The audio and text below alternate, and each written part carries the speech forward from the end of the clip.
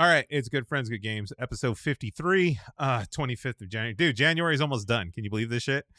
This is the longest year. Wait, it's only been a month? Yeah. It's only been a month. Not even a month. Less than 4 The weeks at this point. The longest month of my life. Been busy for me. Holy moly. Yeah, apparently you're going to be very, very busy, Dill, because you are running as Dil Clinton for the presidency. I say. My first decree is that everyone gets a free blowjob on the desk. Under the desk. How will our taxes Eric, afford it? Why haven't Oh, we they'll gotten find that a for way. the They always podcast do. yet? Huh? Why haven't we? What? Good friends, good blowjobs. Yay! The after dark hours. I hope Everest is not watching this right now. Clinton. I get blowies under my desk. Well, that's because Morgan's manager. Not just men, not just women. Everyone. It's all inclusive. Yeah, TEI. It's all inclusive. Non-binary, transgender. You can all get blown. Dill's got it all covered. Yep. Yeah. Morgan, all I read in the chat right now, because you're now getting blowjobs. all I read in the chat was, Morgan, you don't even have a penis. And then I read Morgan say, I'm still eating. Yeah, they're still eating good. That's all I have to say. Jesus Christ. What a wild time we live in, guys. What a wild time. I mean, me as well. Vote for Dill and receive oral. That's my campaign slogan. Thank you for TV.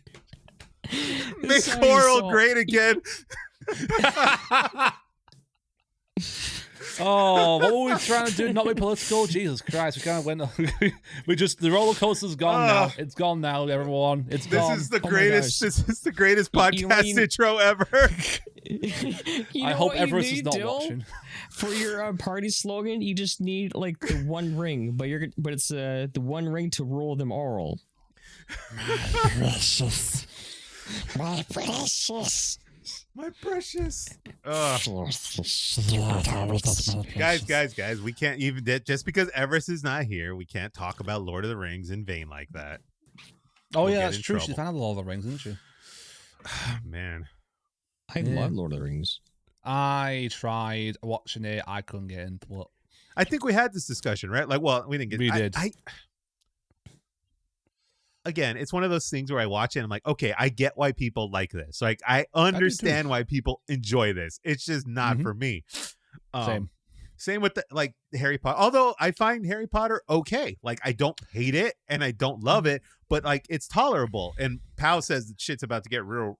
Anyway, before I say anything, in the chat, no spoilers. Eric's only on book 4 and I've never read him before. So, or watched the movie. So no spoilers. Anyway, Don't worry, Everest is not here. So. Yeah, Everest isn't here to spoil the whole thing. This time. But what does it say? Anyway, yeah, I'm like, I don't hate them, I don't love them, but I see why people love this. And I'm like, what? I just read the chat. Morgan, I got 3 tabs open. I'm gonna make white clear into clips once I'm done eating. What are you eating, Morgan? Out of curiosity. What are you eating? Is it under a desk?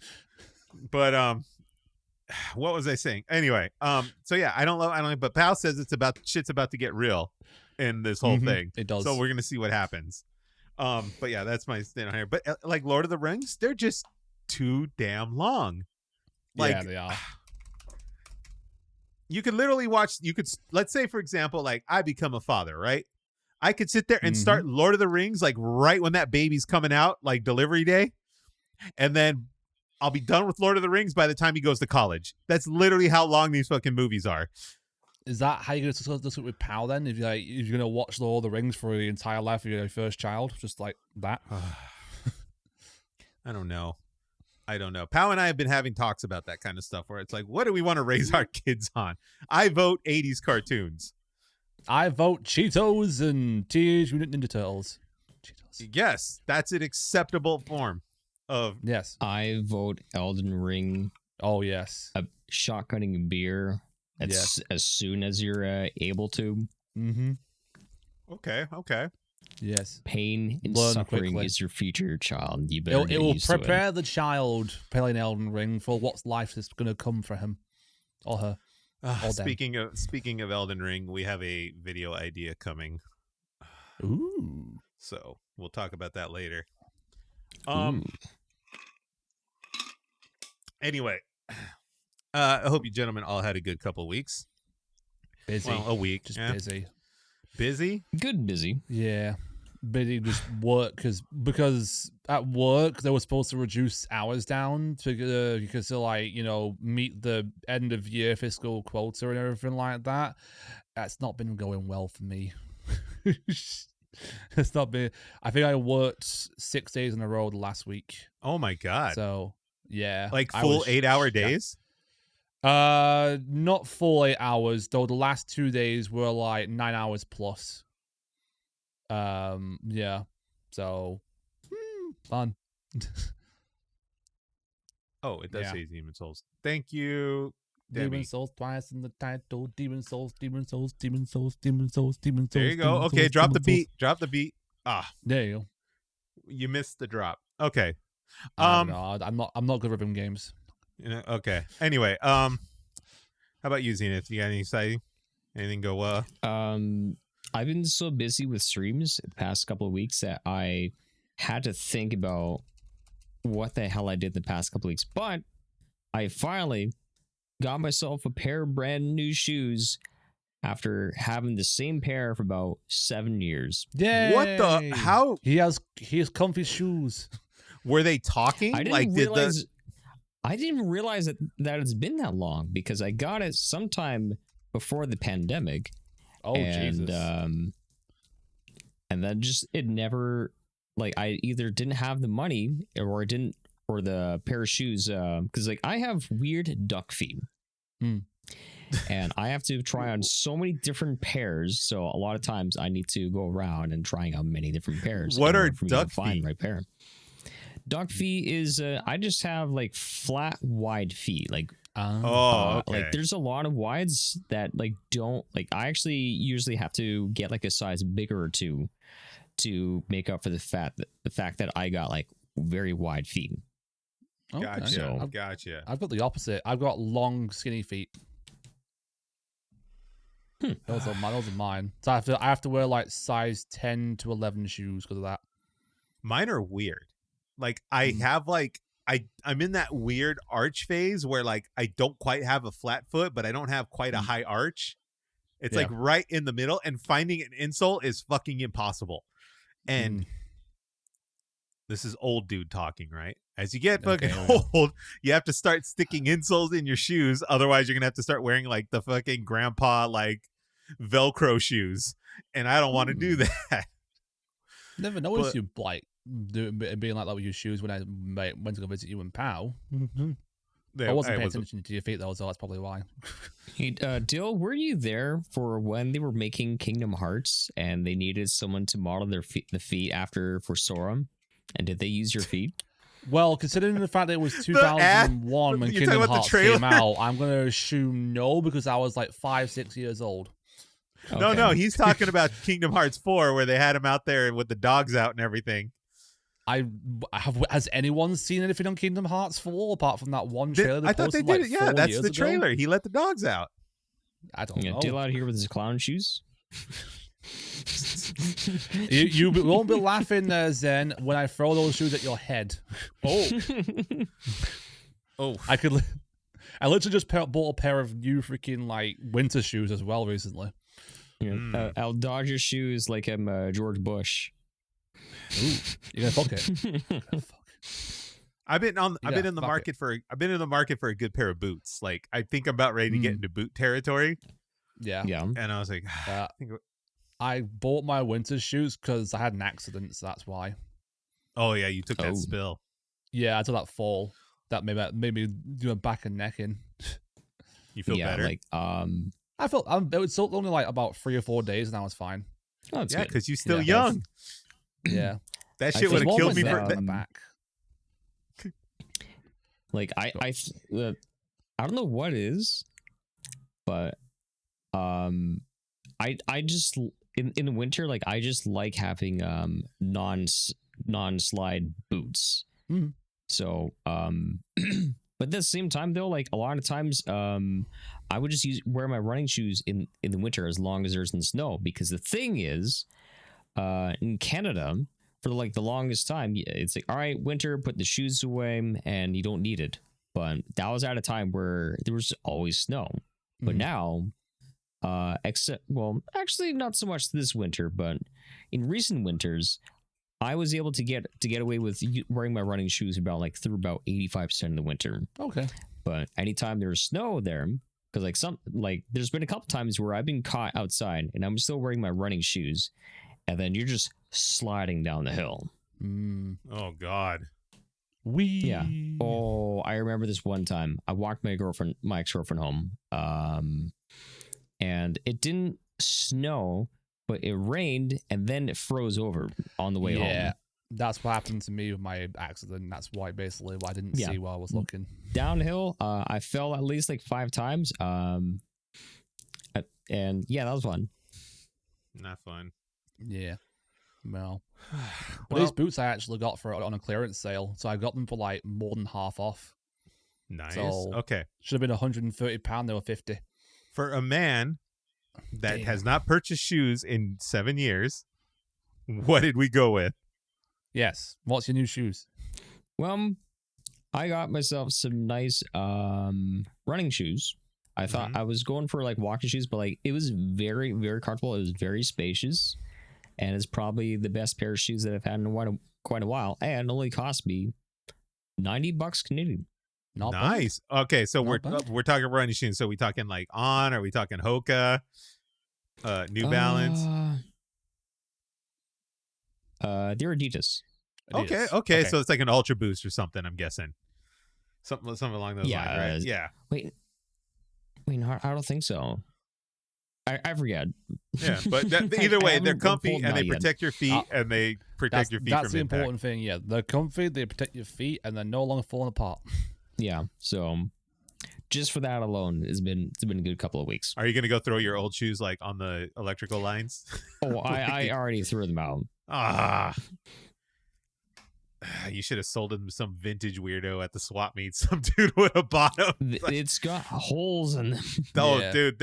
I don't know if you guys, anyone in the chat here or whatever, seen the TikTok where there's this guy that sells like vintage clothing or whatever. And this shit is literally torn to shreds.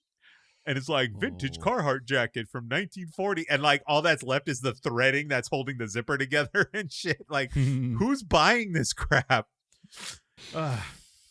Anyway. I had a very making money. Trust me, dude. I'm not gonna lie. The internet influences people to buy really weird things. Yeah, like there's a whole different topic for something else, but like, yeah, dude, influencer like overconsumption and all this kind of stuff. It is a wild black hole that you will put yourself in. Yeah, the internet literally influences people to buy some of the weirdest stuff or get them into the weirdest trends. Yep. I'm like, people are paying $150 for boxes of Pokemon cards. Literally, cardboard. Yep. Anyway, your money, your choice. True. Your money, your choice. Not mine. You're right. Anyway, I had a very eventful week. It has been a rough week. So, I have bad news, gentlemen. Uh-oh. I have bad news. My beloved Winnie Cooper. Oh, yeah, you told me this. My beloved Winnie Cooper had to go. Yep. Winnie was my 2010 Mini Cooper stick shift car that I liked and loved and had a fun time zipping around in. She died a really, really bad coolant leak that would have cost over $1,000 to fix. Ooh. And considering I already put in $1,000 to fix the previous leak, I had to make the executive decision over like, this is not worth it anymore. My beloved girl got too high maintenance, so we have to move on. Yeah. Anyway, so that car had to go, right? So, car shopping nowadays in America is kind of a nightmare. One, finding a car you can afford, and then 2, convincing a bank to fucking loan you the money to buy said car is also a nightmare. Yep. So I try with cars, I try to be budget conscious. I'm not trying to buy something and to get like a $500 car payment. I think that's completely ridiculous, right? Which is the average car payment nowadays in America. I'm trying not to do that. I'm trying to stay like under $200, right? Like, because it's a car. I need A to B and it needs to be reliable. I don't need anything fancy. So anyway, I'm shopping around. We were looking at SUVs because Pal wanted a bigger car. So we were looking at like SUVs and I was like, I'll go look at Honda SUVs. We had our eyes on one. We liked it a lot. I test drove it. Everything was good. Had a little bit of high mileage on it for its year, but it's a Honda, right? Good shape. My bank would not fund it. Like my bank would not loan me the money to buy this car because they deemed the value wasn't there. Mm-hmm. So after a little bit of upset, attitude towards everything and like I'm just like annoyed with everything, I go obviously back on the hunt because I'm trying to get a car before Ding Dong's, tariff policy really screws me. So anyway, we keep digging. I come across a car that I really, really like, and me and Pal rush down to go see it. The good news, gentlemen, my baby from hold on. My baby from my 20s, my beloved early to mid 20s, is reincarnated and returned to me. Let me explain. Okay. We will go to web browser here. And what you see on the screen here is nothing. Nothing? There you go. Oh, is it up now? Now I see it. Where did my mouse go? Oh, there it goes. There's my mouse. This is my old 98 Civic. Right? This was my favorite car that I owned. Like, I loved this car with a passion, right? I drove this everywhere when I was, in my 20s. Lots of memories in this car, right? There's a rear end, it was clean. I bought it for $1,000, swapped another engine to it for another $1,000. This whole car cost me like $2,500. I loved it. Not too bad. Right? She got totaled in her rear end. So someone rear-ended it and the insurance totaled it and paid me out. Okay. And I was so sad because I love this car, right? Yeah. I did time in a Mustang and then I went to the Mini Cooper and then now we're in this thing. So check this out. My baby was reincarnated and came back to me and look at this. So this is the new ride. Oh. Hey. Right? Yeah. Not too shabby, right? 2-door coupe, just like the old days, right? Yeah, there you go. And look at the rear. So. Cool. Anyway. That's pretty dope. Yeah. Let me tell you, when I took this car for a test drive, they had 2 of them on the lot. Well, they had 2 of them on the website, right? I was going to go get the cheaper one. It had a little bit higher mileage on it, and it was cheaper. And I was like, I'll go look at that one first. We went to the dealership. The guy told me the car wasn't ready to be sold. But this one here was ready to be sold. So I'm like, okay, it was already meant to be, right? I get in the car, and I take a test drive with Pal and everything, and all those memories like start coming back driving around in this thing. And I took the car. I was like, I'm going to go buy this. And then thankfully, the bank was like, okay, we'll finance this one. Yeah. So.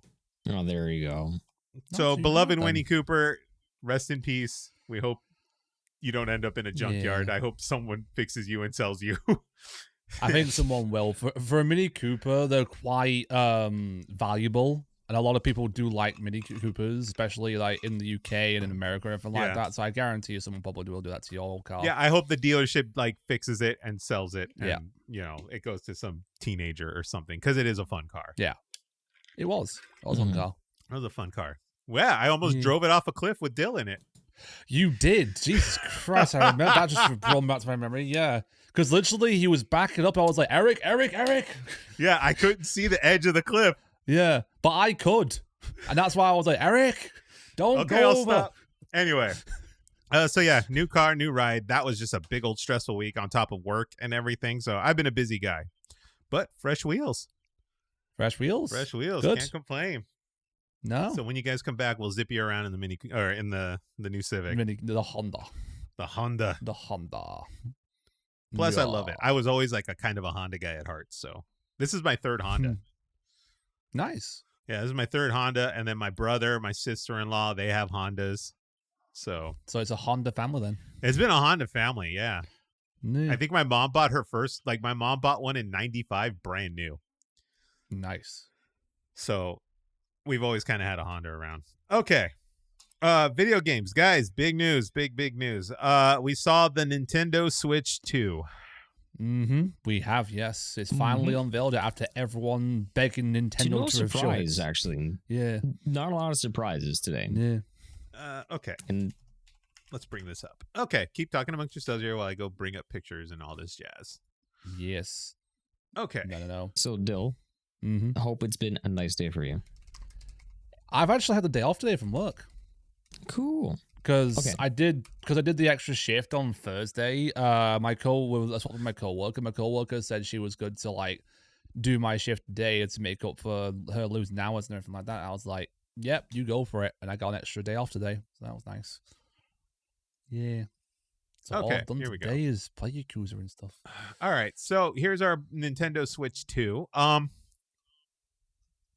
It looks no different than it doesn't look that much different from the old one. No. It's a little more circular. No, you can't say it's not a little more circular there. It's a little more circular. It's bigger. The screen's faster, bigger. And stronger, too. Yes. It's the first member of the Nintendo Switch 2. There's got to be bigger photos of this. Probably is. Let's see here. I'm surprised no one got my reference, but sad. Well, unfortunately, I am thick. They only have a video. DK64, anyone?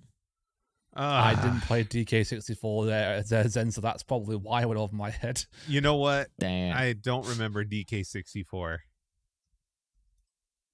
And then there's Donkey. He's dead. Okay, here we go. This will help us out a little bit better here, I think. Okay, here we go. These are over on IGN.com. Okay, so IGN. Can I not? Okay, here we go. That's a weird way to do the website. Okay. All right, boys, take the wheel here. So we got Nintendo Switch 2.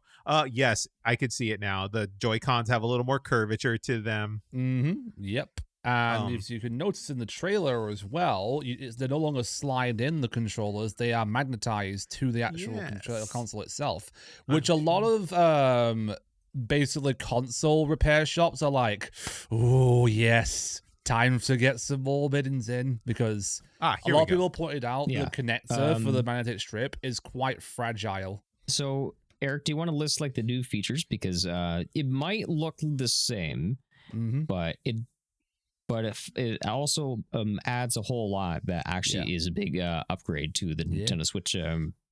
Okay, so let's see here. So here's what I can tell, right? Okay, so I'm looking at the photos. Now, keep in mind, I only glimpsed at that trailer, unfortunately. Nintendo puts their trailers on at like 5 in the fucking morning.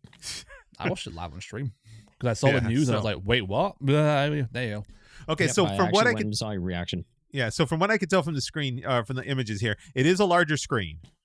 It is. It's a larger screen. I don't know how much larger. But I am looking at this here. There are 2 additional buttons on the Joy-Cons. Yep. So that means there are now 3 buttons per Joy-Con? Yes. Interesting. Okay. The first thing Pal and I noticed when we looked at the photos, the improved fucking kickstand. Yep. The kickstand being a lot bigger, Lord. And more flexible too, because it's literally says it can go. It shows it on the trailer resting actually on it, completely on its back. So yeah. Thank the Lord for the increased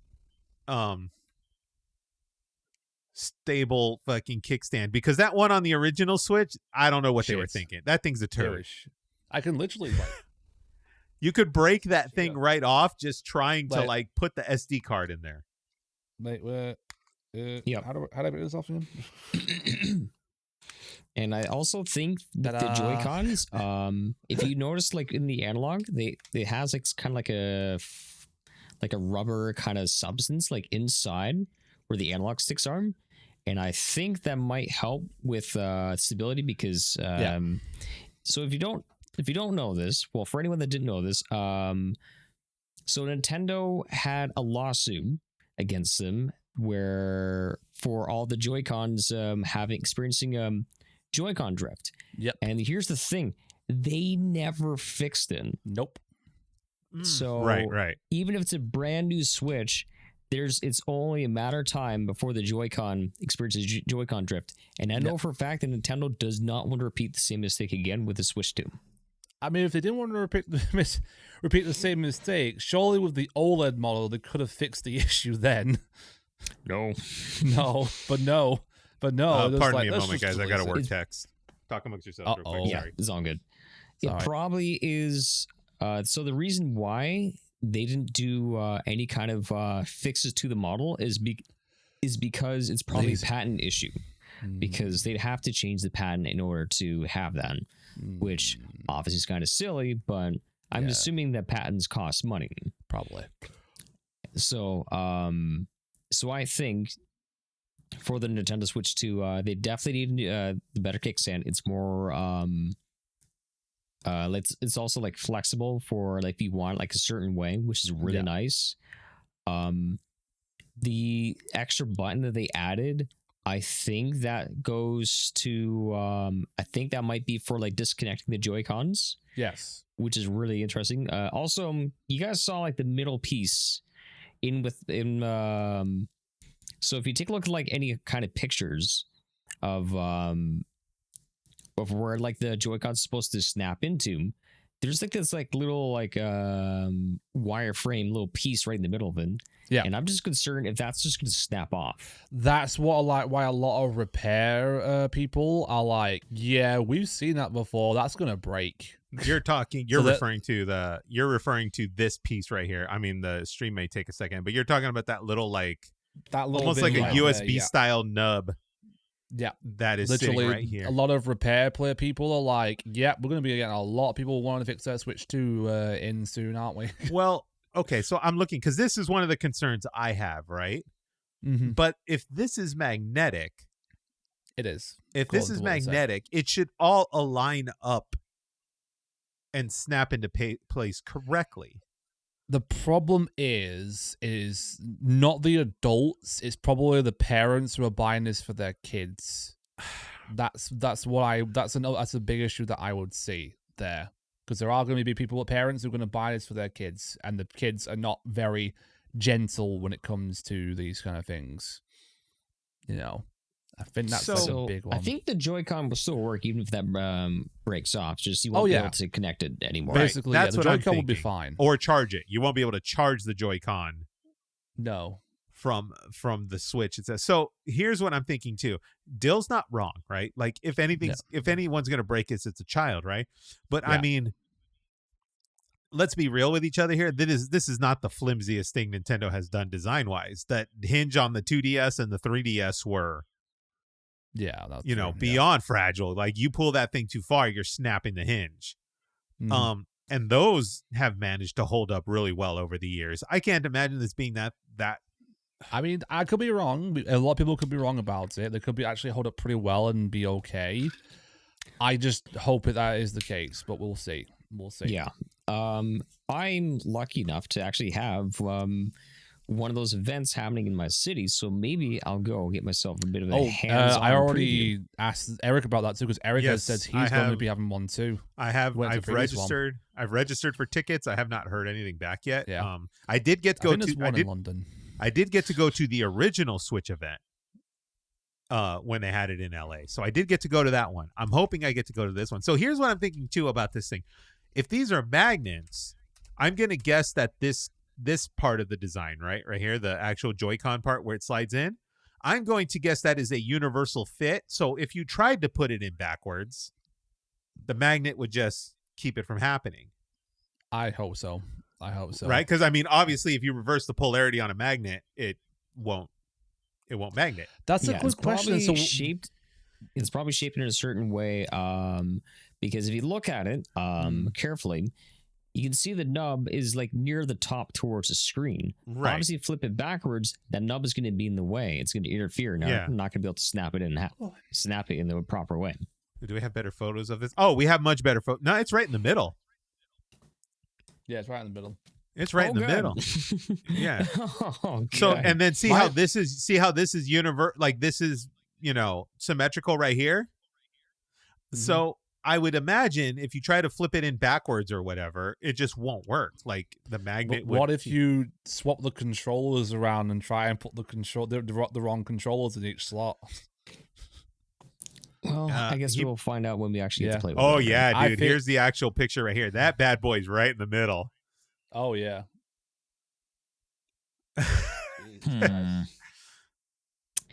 Okay, so I admire like this, the whole Joy-Con snapping in thing, like obviously the Nintendo Switch 2 the announcement is exciting, but but also I kind of had a feeling that there would be like a one or two things we'd be like, I don't know about this, fam. Yeah. I mean, at least we know that new Mario Kart's coming. We're going to talk about that in a second here. If you break this, we got chat comments here. If you break this, you're either a kid or did a stupid. I'm going to do a stupid. I'm going to do a stupid. Kaylin in the chat here says the third button is the release to remove it. Okay, then that's a huge improvement because that little nub thing to take off the old ones don't work that well. That would be okay, flimsy. Let's see what we got here. Kaylin continues. If it's magnetic, that design is actually smart because a magnet has to go. If it's my neck, it's metal. I'm going to say if it's my guess, it's metal, which would make sense.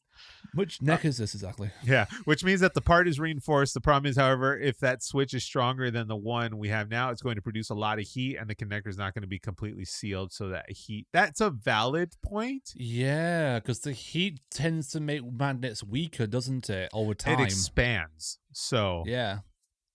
Yeah, and that's exactly what the last Joy-Con controllers had. Is the reason why they started Joy-Con drifting is because of the heat. And when plastic heats, it expands. And when it expands, all of a sudden, Joy-Con drift because the connectors are off with your analog sticks. Maybe they got some kind of cooling in there as well, perhaps. I mean, I don't know if we have any. I don't know if we have any technical facts on this thing, but we got some. I think we'll only learn more because, well, I don't know we won't talk about it now, but they also had a release date as well. Well, not a release date, but they had a live stream date for like when they're going to show off more about the Switch 2. Okay, good. So we have another thing coming when they talk about this thing. Yeah. I see what Zenith's talking about in this photo here. It's almost like a rubberized dome instead of the plastic. The old school plastic analog stick. Yeah. Huh. Yeah, so like hopefully that will help keep the analog stick pressed up against the connectors because obviously if you open up any of the old Joy-Cons, like it doesn't take much for it to be separated from the connector because if you take your old, like, Eric, do you have a Joy-Con that's experiencing a Joy-Con drift? I have not, crossed fingers, I have not had the Joy-Con drift. Because if I did do something like this with my Joy-Con, it probably might start drifting over a while, the more you use it. Yeah. But if you squeeze down right here on the controller like this, if you move around, it'll be like the Joy-Con is brand fucking new. Interesting. So what you do is, what people have been doing is they've been opening up their own Joy-Con, which I don't recommend because that voids your warranty, and placing like a little piece of construction paper right underneath where the connector is in the analog stick, so it adds pressure. And it fixes it like it's brand new. Yeah, apply it. It adds pressure and keeps the connector connected to the analog stick. Interesting. So I hope that rubber thing that you're seeing in the picture here is exactly what like some kind of reinforcement. Help alleviate that. Yeah. Okay, so we don't have any other. Okay, this I will say was a godsend. Oh, did you see the part of the trailer where it looked like the Joy-Cons were ice skating? Oh yeah. Yes, I saw that part. Yeah, this part drifting. Right. So you're probably wondering, why is it on its side like that? Who would do that? Well, what if that Joy-Con acts like it's a mouse. Because think about it this way. If you have your two controllers, and if you're, so I'm the person that, if I'm playing something like a first person shooter, if I'm using these, so I have really good movement with my left, but I have terrible aim because I have to like aim my gun with the right analog stick. Right. But if I'm using mouse and keyboard, I've got great aim with the mouse. Do you though? But I actually do. Do you? Okay. I do. Do you? But I also have limited control with WASD, despite the fact that I've been using it for so many years. But what if you solve that problem by using the left by using the left Joy-Con for movement? But if you take this, you press it down on the surface and have it move around like a mouse, then you got the best of both worlds. Then you got superior control in left hand and full-on mouse control with the right. Which is interesting because if I go back to the pictures here, I think it was, see, they're emphasizing the photos here of the thing. See how well it sits? It looks like a fucking shoe. It fits like, now, why would they have it like that? Because you have these too. Where's the photo? Right here. There's these sensors right here.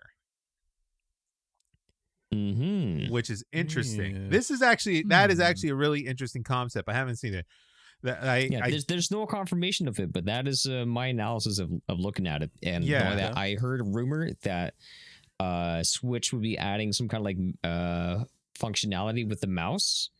But who needs a mouse when your Joy-Con itself is a mouse? All right, let's talk about the most genius. Let's talk about the biggest thing they fixed here. They put 2 USB-C ports on this thing. They did.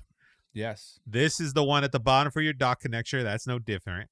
I'm assuming it's a USB-C. It could be some weird proprietary shit, but I don't think they would do that. That makes no sense. Yeah, USB-C is the same for your Switch. Yeah. So USB-C here, and they've added the USB-C to the top, because one of the most annoying things is playing with your Switch and trying to charge it, and you have the USB-C cable sticking out the bottom. Yep. It's much better to have it at the top, unless you, of course, use some weird, like some right-angled USB-C or something to get out of the way. But that is a huge improvement. Still got a 35mm jack, which is amazing to me. That's a USB-C. It would make no damn sense to not have. Yeah. What is this? Apple. Wait a minute. Why do they have? Yeah. Oh, that was like before they revealed the Joy-Con. That's why. Oh, okay, I see. Pictures like that. Because the way the trailer was is that it converted itself from a regular Switch to a Switch 2. Or how long is the trailer? Yeah. About 2 minutes. Okay, let's roll. 2 minutes. Okay, let's roll. Yeah. Okay, here we go. Yeah. So in fact, there's also one thing I'd like to also mention too. The red controller has an additional button on it. I'm going to boot up the trailer here while we get there. Let's see here. All right. Am I the trailer? Am I the trailer? Yes, you're the trailer. Yay. Right, let's watch this together, guys. Okay. We're looking at 2 minutes and 19 seconds. Okay, here we go. Let us do this. Do you want to pause while watching the trailer? Doing what? Do you want to pause at certain points while watching the trailer? That might be difficult to do because we'll probably edit the trailer. You want to just watch the whole thing. Let's just watch the whole thing and then we can talk. All right, here we go. Sure. Nintendo Switch 2 trailer. Let's see what we got here.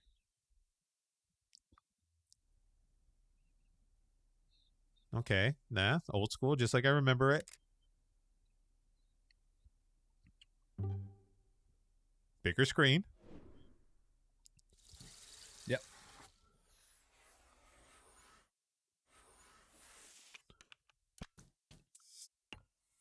It basically like Pokemon. It slowly evolved into a Switch 2.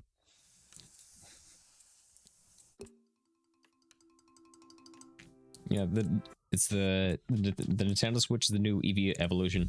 Yep.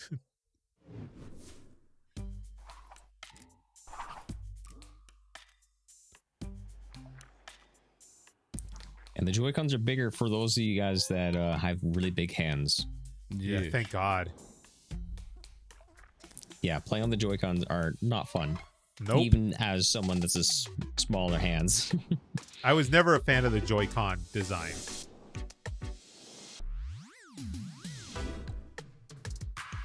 Yeah, I mean, this is better. But we'll see what I mean? Look, they're sliding along. Yeah, they're sliding along the floor here. Yeah.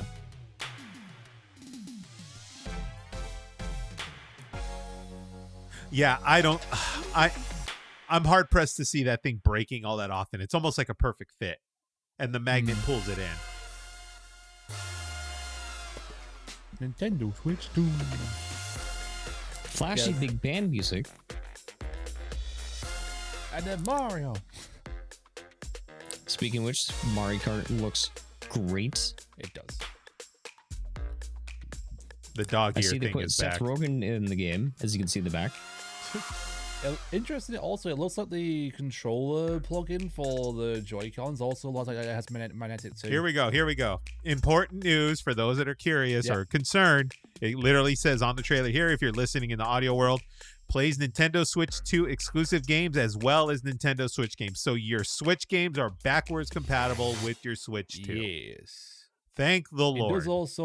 It does also balance the small print. Certain Switch games may not be fully compatible with Switch 2. Yes, that is what they mean by that. Yeah, that's a cover your ass thing. Explain is if you have like anything that has like a certain kind of different model for your Switch, like for example, the Ring Fit or anything that's not normally sold with the Nintendo Switch, those games probably won't work on the Switch 2.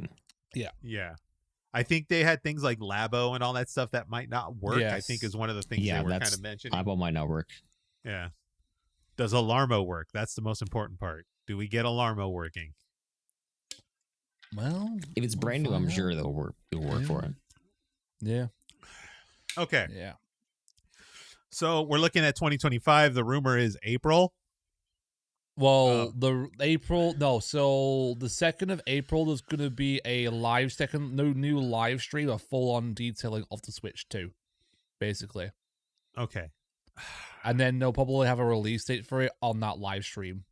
You thinking summer, guys? Are we thinking summer release? I'm thinking summer release, maybe before GTA, like whenever GTA 6 comes out, possibly. Well, see, the reason I say April is because the original Switch was March. Yes, it was. So it would make sense to do April. It would. I don't know, though. June 30th. Book it. I want to say... When did Nintendo announce the Switch 2, the original Switch? When did they officially announce the original Switch? Good question. Let's I'll look that up. How many months was it before the actual release date when they announced the Switch 2? I just want to just mention this real quick with the whole mouse thing for the Joy-Cons.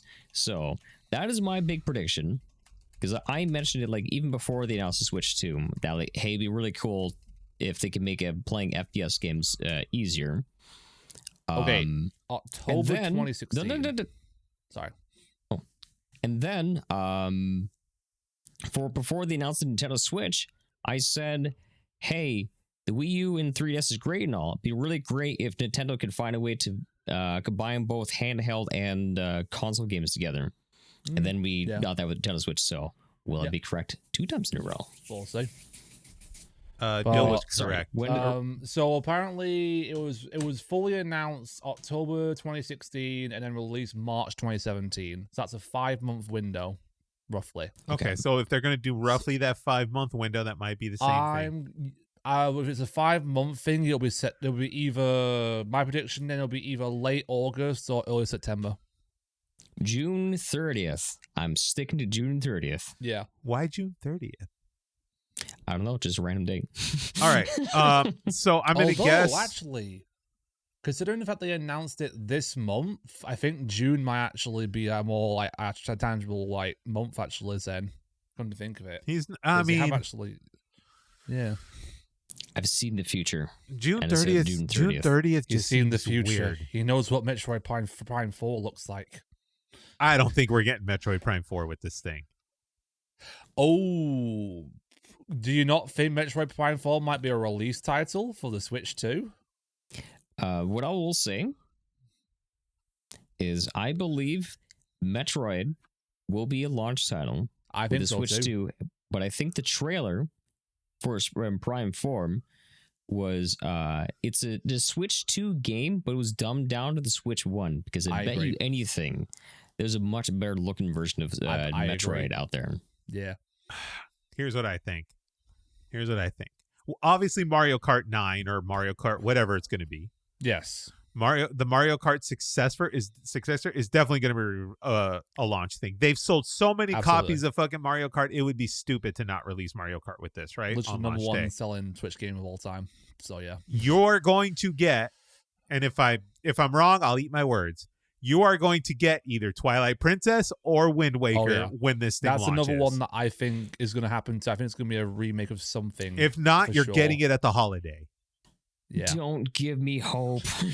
No, give him hope. Nintendo doesn't Make him believe. Look at it this way. Won't do it. Look at it this way. That is the last two they need to release so they can put the Wii U to bed. I don't know if you know about the Wii U problems now, like people booting them up and the memory's corrupted and stuff. I don't know if you know about that problem, right?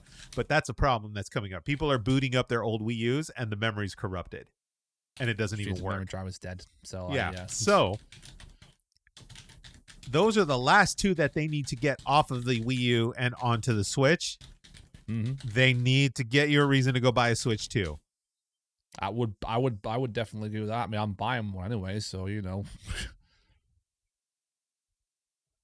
Nintendo. It's more likely we get a GameCube online. Oh, don't do that to me. Oh, GameCube online, please. Yes. Let me see.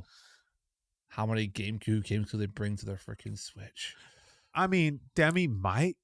They were doing some online testing thing, right? Weren't they at some point? I think so. Yeah. But this would be way bigger. Data leakers would have killed that. If GameCube was available online at launch of it, I feel like some data leaker would have got this already.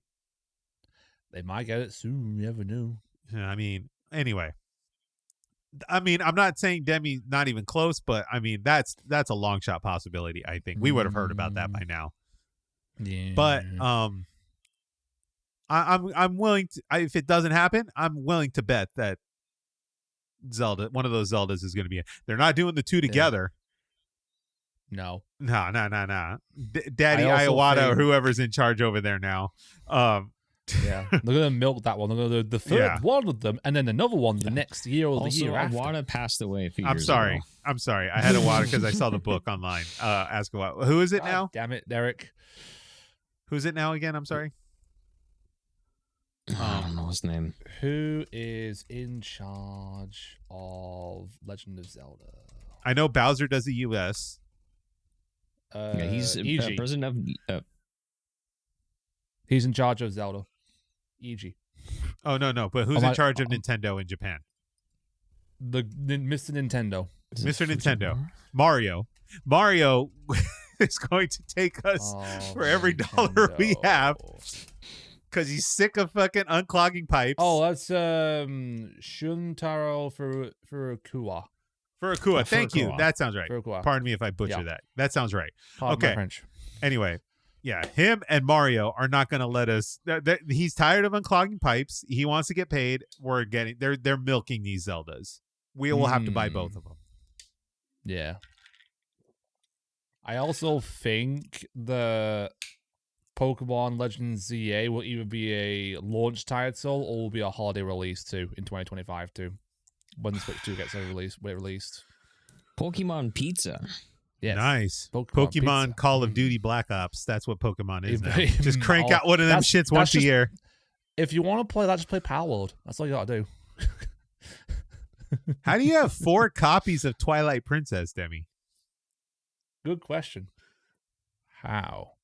Oh, wait. How many systems was Twilight Princess released on again? 3. Wii, GameCube, and then Wii U.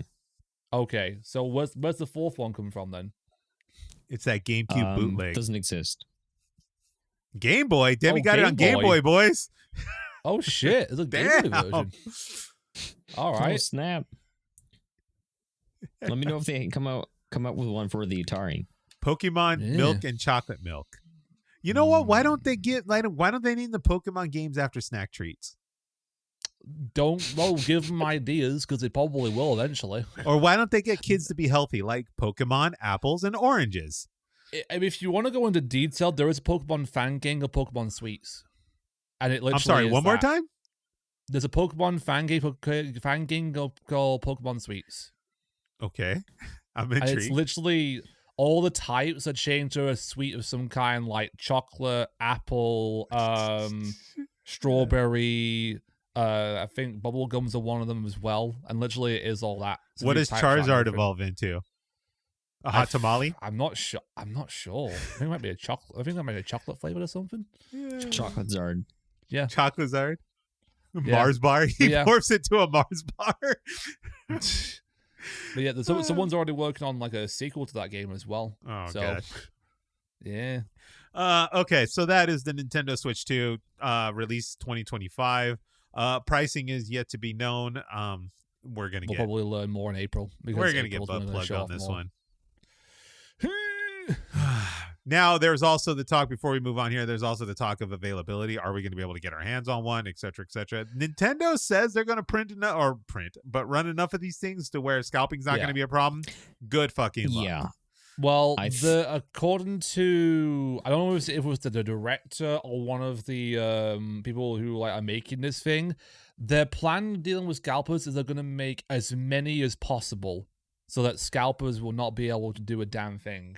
That it would be so widely available that everyone should be able to get one. That is a tall order. That is a tall order, I agree. But that's probably why there's so many. Was lots of talks and lots of leaks about the new Nintendo consoles, because so many people are working on building as many systems as possible to make sure that everyone can get their hands on it when when the system comes out. So here's where my theory comes in, right? Here's where I say good fucking luck. Because Nintendo can crank out Nintendo Switch 2s to the moon or whatever, right? But they also have to get them to the retailer fast enough. That is true, yes. Yeah, it has to come from where I'm going to assume these things are manufactured in Japan or China. Most likely. Taiwan, one of those, right? Wherever the chip makers are. So they're going to have to crank those out fast enough, get them on a ship, get them to retailers fast enough at a rate to where people can buy them in store. Now, I'm not saying it's an impossible order, but it's a tall order. But, in the days and, the modern day bots and all this kind of crap, people just punch in, credit card numbers and links or whatever, and the bots buy this shit up. I still think they're going to have a hard pressed time keeping these things in stores. Yeah. Unless you go old school and you don't do pre-orders. And you make people wait in line in front of the store to get one. Interesting. That's the only way I see it as Friday feasible. all over again. What? It's like what? Like when it's gonna be like Black Friday, but when Black Friday actually started coming out, it'll literally be like each other for that. It'll TV. literally be like the original Wii launch. The issue with that, though, for me, is that my local game store is closed down now. So the only way I'd be able to buy a Switch 2 would be through a different retailer that I don't have any confidence that they'll have enough stock. Well, not to worry. I can use my trade credit that I currently have stored for the PlayStation 7 that I can just use for this. The PlayStation 7? How much they give you for that? First. Are you going to trade in your PS4 for this, Zenith? Maybe. Okay. We'll see if they can give me some money for it. Yeah. Don't worry. We'll see when we'll see when $3. We'll see when the Switch games are on the Steam Deck. Don't worry. I'll have Mario Kart day one. I mean, it wouldn't surprise me if, when the Switch 2 gets released, within a day, someone's already made an emulator for it. I don't know. Who knows? It'll be interesting to see more of the technical specs. But that's the Nintendo Switch 2. Yeah. All right, here we go. Soon. Let's see. We have a short list of games this week because we were all very, very Eric busy. has no games. I have no games. I'm such a loser. I know.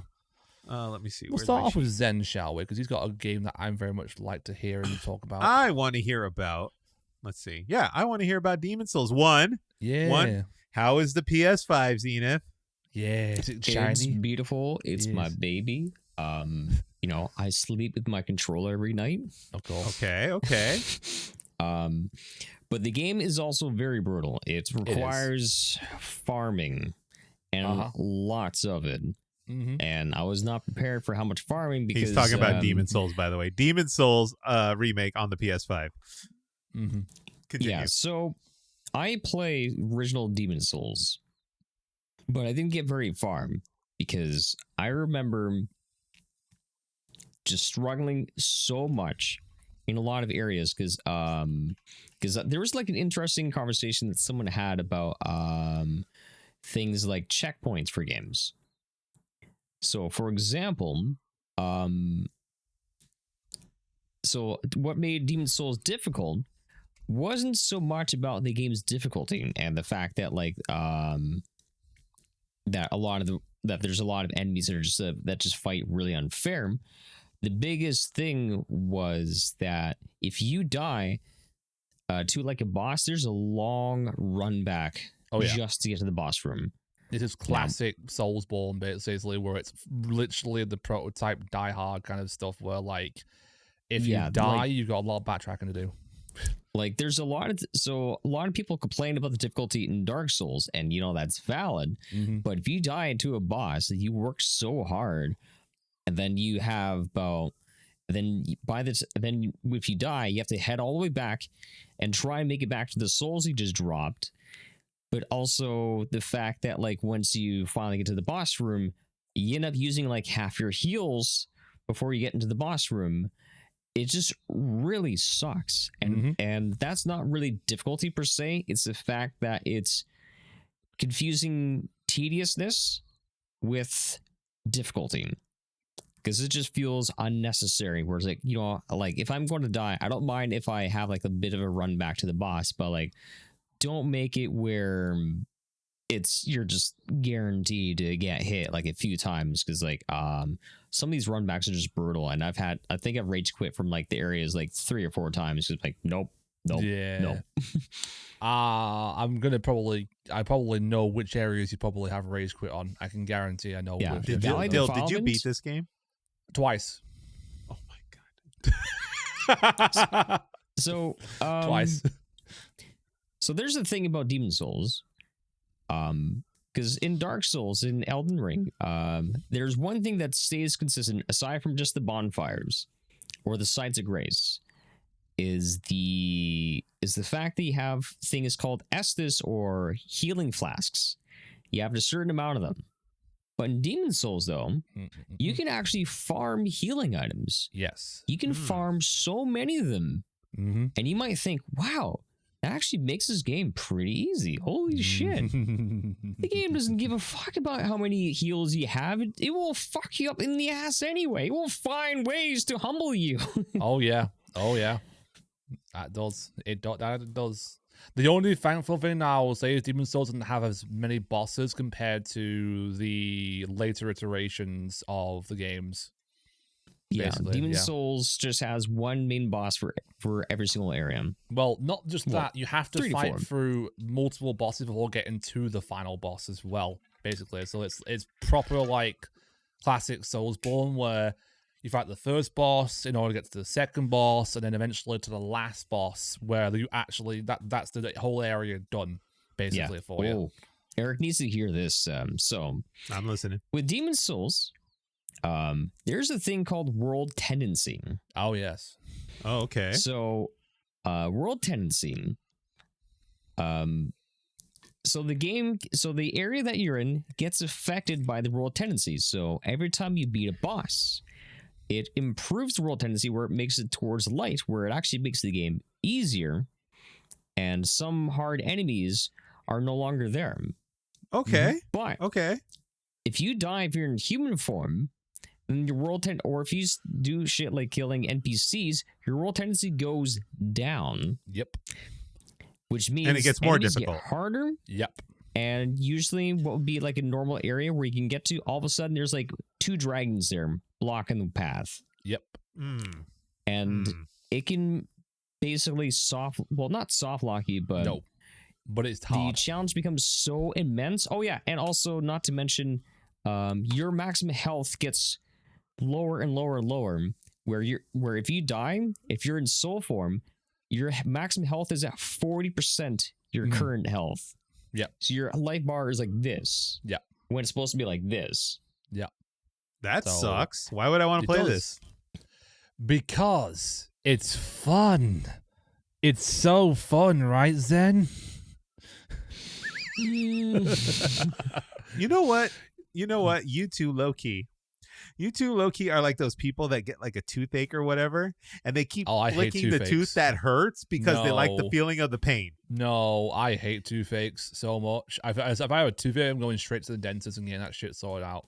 I'm the kind of person that's going to get a bruise on my knee, and then I'll just keep poking it and playing with it to see how much it hurts. Yeah. I will say, though, if you do want to try and get pure world tendencies in all the worlds, there is a trick you can do. Yeah, I know the trick. I just don't want to explain it to Eric because... yeah, Eric, you can figure it out, though, when you play it eventually. Oh, am I playing this? Am I being challenged to play this? If you really want to, if you want to join us in this hell that we're in, I've beaten it twice. Eric, you know what? Save your money. You know what? We're going to hell, right? Like, we're all going to hell. Like, we're literally going to just nuke the shit out of ourselves, so... To be fair, Eric, have you beat Elden Ring yet? No, fuck no, I didn't beat no Elden Ring Well, then yet. beat Elden Ring first, you bitch. Excuse you. Bless you. Okay. Do we need to find another person for the podcast, Eric? Yes. Excuse you, okay? I'm on my 4th playthrough of Elden Ring right now, mate. Come on. Catch up. Look, guys. I'm not saying Elden Ring is a bad game, right? I'm not saying any of that. But there's something about someone that goes and likes to just repeatedly nail their dick with a hammer and find it enjoyable. That is a special breed of person. I'm just getting prepared for Night Rain. That's all I'm doing. That's why I'm doing this new playthrough, which me and Zen. So Zen. Okay. Look at me. We're doing this. Okay. Okay, look. All right, you're telling me I got to beat Elden Ring, right? Okay, that's fine. Yes. Elden Ring is a fantastic fucking game. But now you're telling me to go play Elden Ring where I'm going to get teabagged by some teenager on fucking line. Reverse Elden Ring, basically. And I'm going to sit there and I'm going to be like, no, I'm okay. The one ring that hurts them all. The fucking cock ring. Indeed. Anyway, but yeah, Zen's enjoying Demon's Who has a point, Demi? Who has a point? You have a point. The ego of this man keeps getting bigger and bigger with every boss. Your head keeps getting bigger, Dil. Eventually, that hat's not going to fit. Nah, probably. I mean... I bet you anything, Dil's copy of Elden Ring just rims him every night. It was? It what? And Dil likes it. I mean... It's the closest thing Dil has... There are some human connection because he's too busy playing Elden Ring for the 4th time. Well, so he gets rimmed every night by his games. I'm just waiting for Night Rain to come out, that's all. February. Night Rim. Night Rim. Oh, I got a new title now that I can do when I play Night... If I can play Night Rain on Rain on the stream, I know what I'm titling the freaking title for the stream. Oh, no. Anyway. I mean, I guess I can play Demon Souls. I mean, fuck it. Give it a try. Let's give it a shot. We'll see what happens. I think I heard PlayStation did demos at one point on games. Do they still do that? Oh, like where you download like a demo and play that yeah, shit? Yeah. You know. Check to see PC if Gamer PlayStation Disc 5 has like a demo for Demon Souls, and if you can, play it. That's what I recommend. I'll find a used copy. I don't think I'm going to dive in at, $50-$60, whatever this game is. I'm not going to dive in at that price, but I mean, I might find a used copy somewhere. You could. How much is Demon Souls right now? I don't know. Let me have a quick look. I got a used copy at $50, but that's Canadian. So, good Lord. Where's Amazon when I need it? That's the other thing too. You're spending $50-$60 to fucking torture yourself. Okay. I mean, Demon Souls on Amazon for me is £35, which is about $40. Well, if you think about it this way, Eric, there are people that pay the dominatrix after they have their ball stepped on. So, Lady ain't cheap. That ball stomping ain't cheap. Let's see here.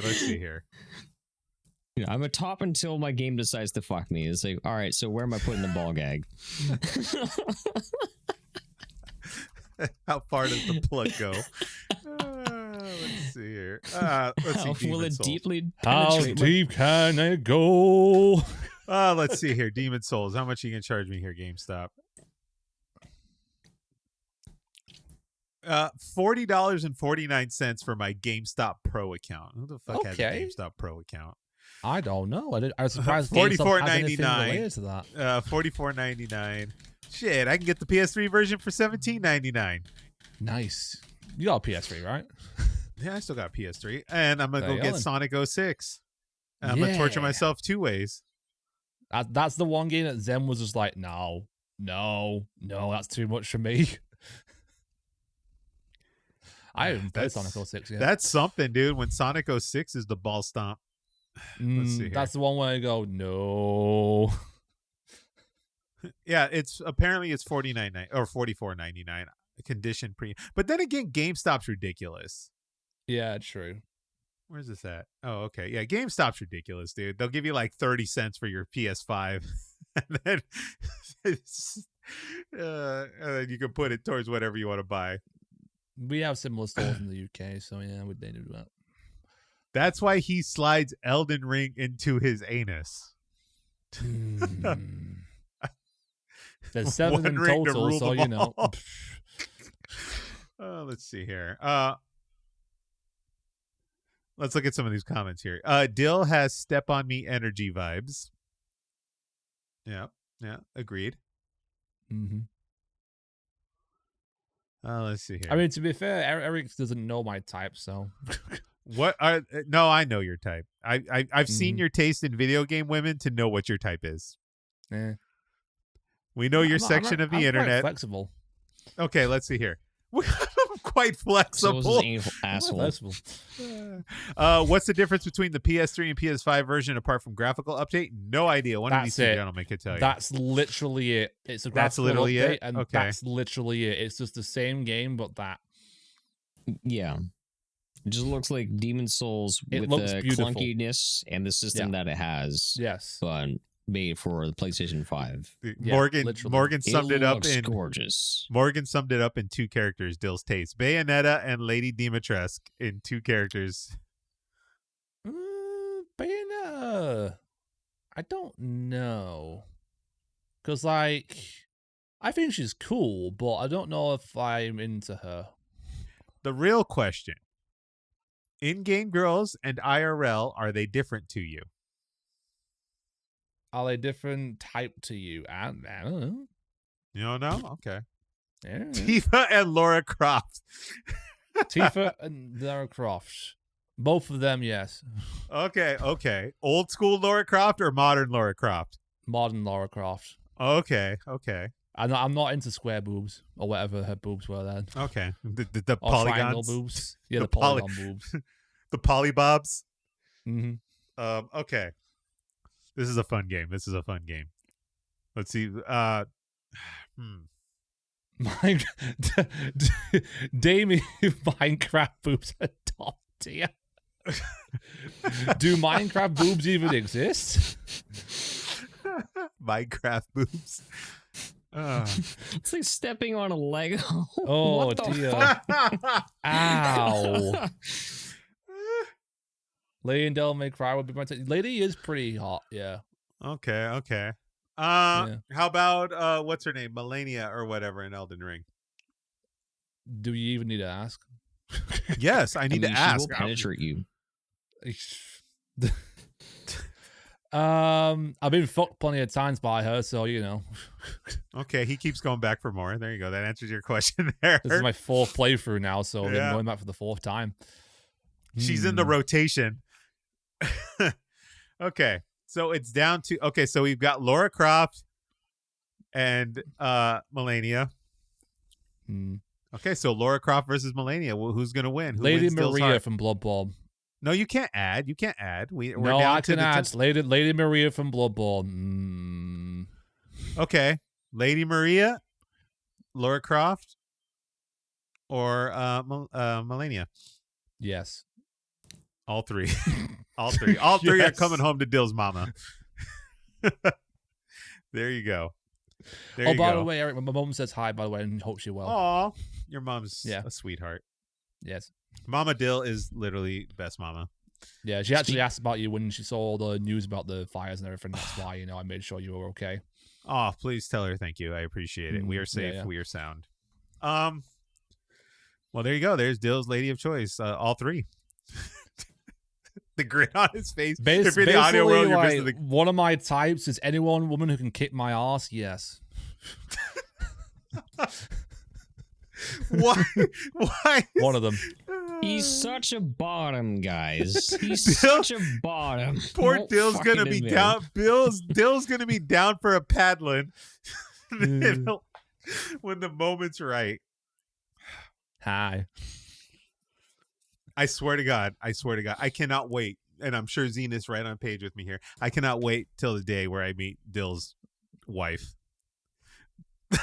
Like, Dil shows off his wife, and it's just a PlayStation 5 in a dress. That's your wife, then. That's your wife. You're sleeping with that right now, aren't you? So, I guess you could say she's PS fine. Oh, that was bad. Oh, everyone's chat. Boo Zen. Boo him. Boo him now. That was great. That's good. That's good stuff. All right, that is 5. That is Demon Souls. Oh, there we go. Everest is here. Everest, boo. There you go. Everest has my back. She always has them. Okay. I'm bullying Dil for you. Apparently you're playing Grand Theft Auto 5. That's Yeah, I saw that. Are we PS5ing this too? When you were doing that? No, playing on PC. PC, nice. Okay. Yep. That 1080 Ti still ticking, huh? It's the little engine that could. To be fair, though, GTA 5 came out in 2015. I think the 1080 It's a Nintendo 64 game, Eric. Yeah. It's a Nintendo 60. It was on the 3DS. It doesn't take much to run GTA 5. I also have it for the Game Boy Advance. Yeah.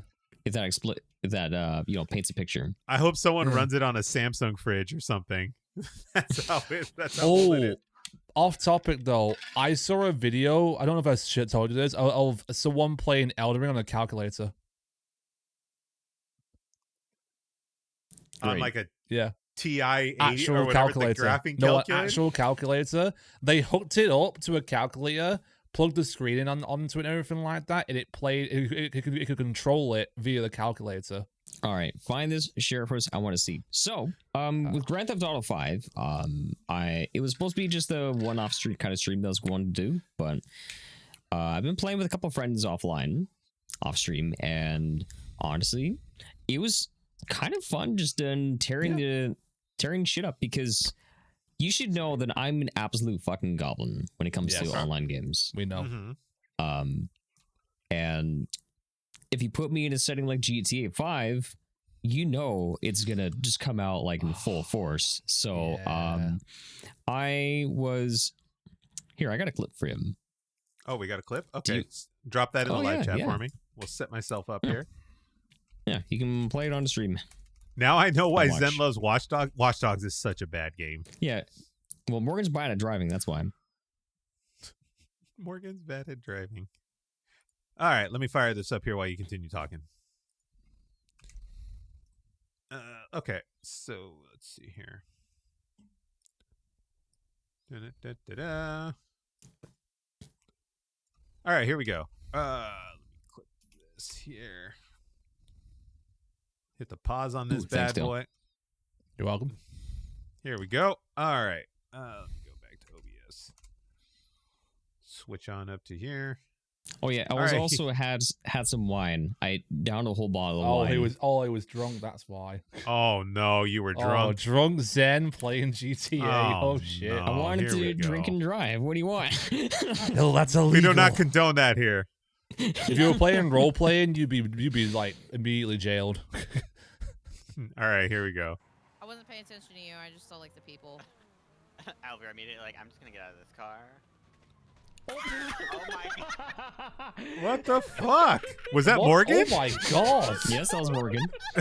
Morgan, first, Morgan, why did you crash into a building at like 5 miles an hour? We're still going. And 2, why did you jump out of the vehicle?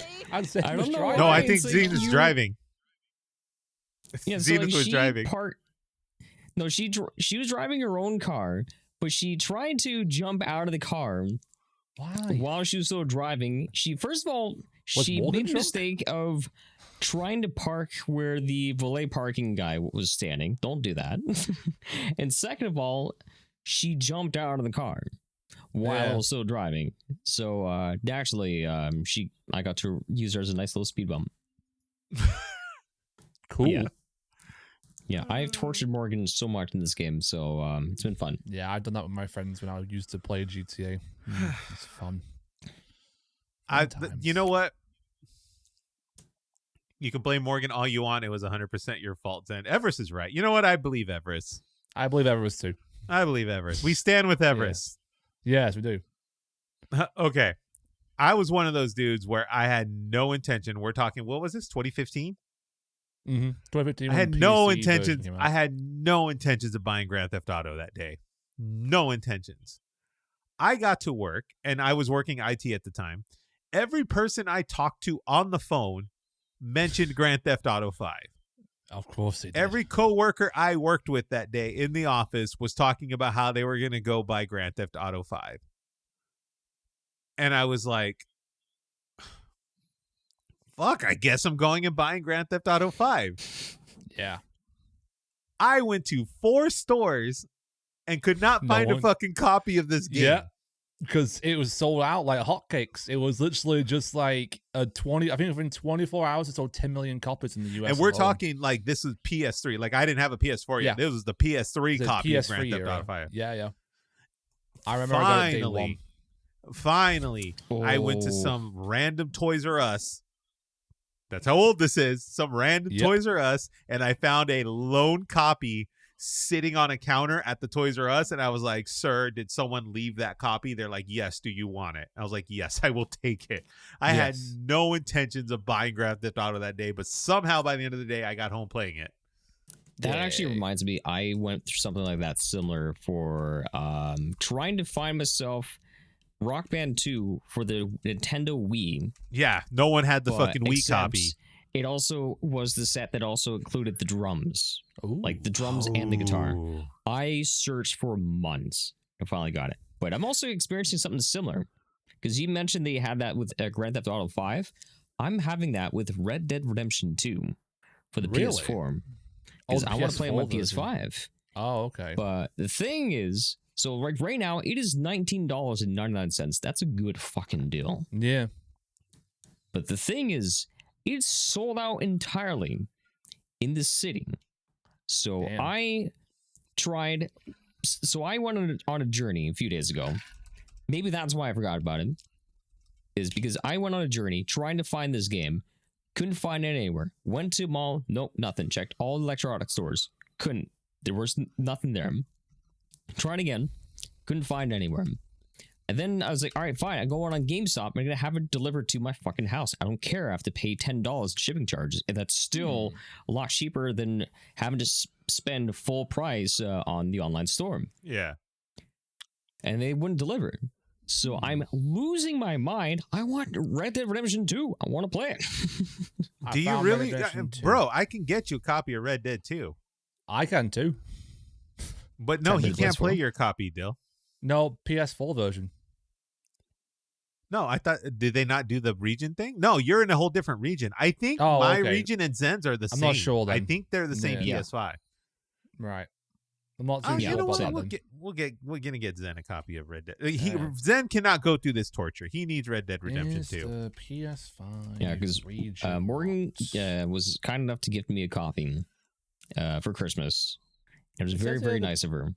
But at the same time, though, I love Morgan, but also I love having a computer that hasn't melted just yet. So I don't want my computer to melt. Ah, okay.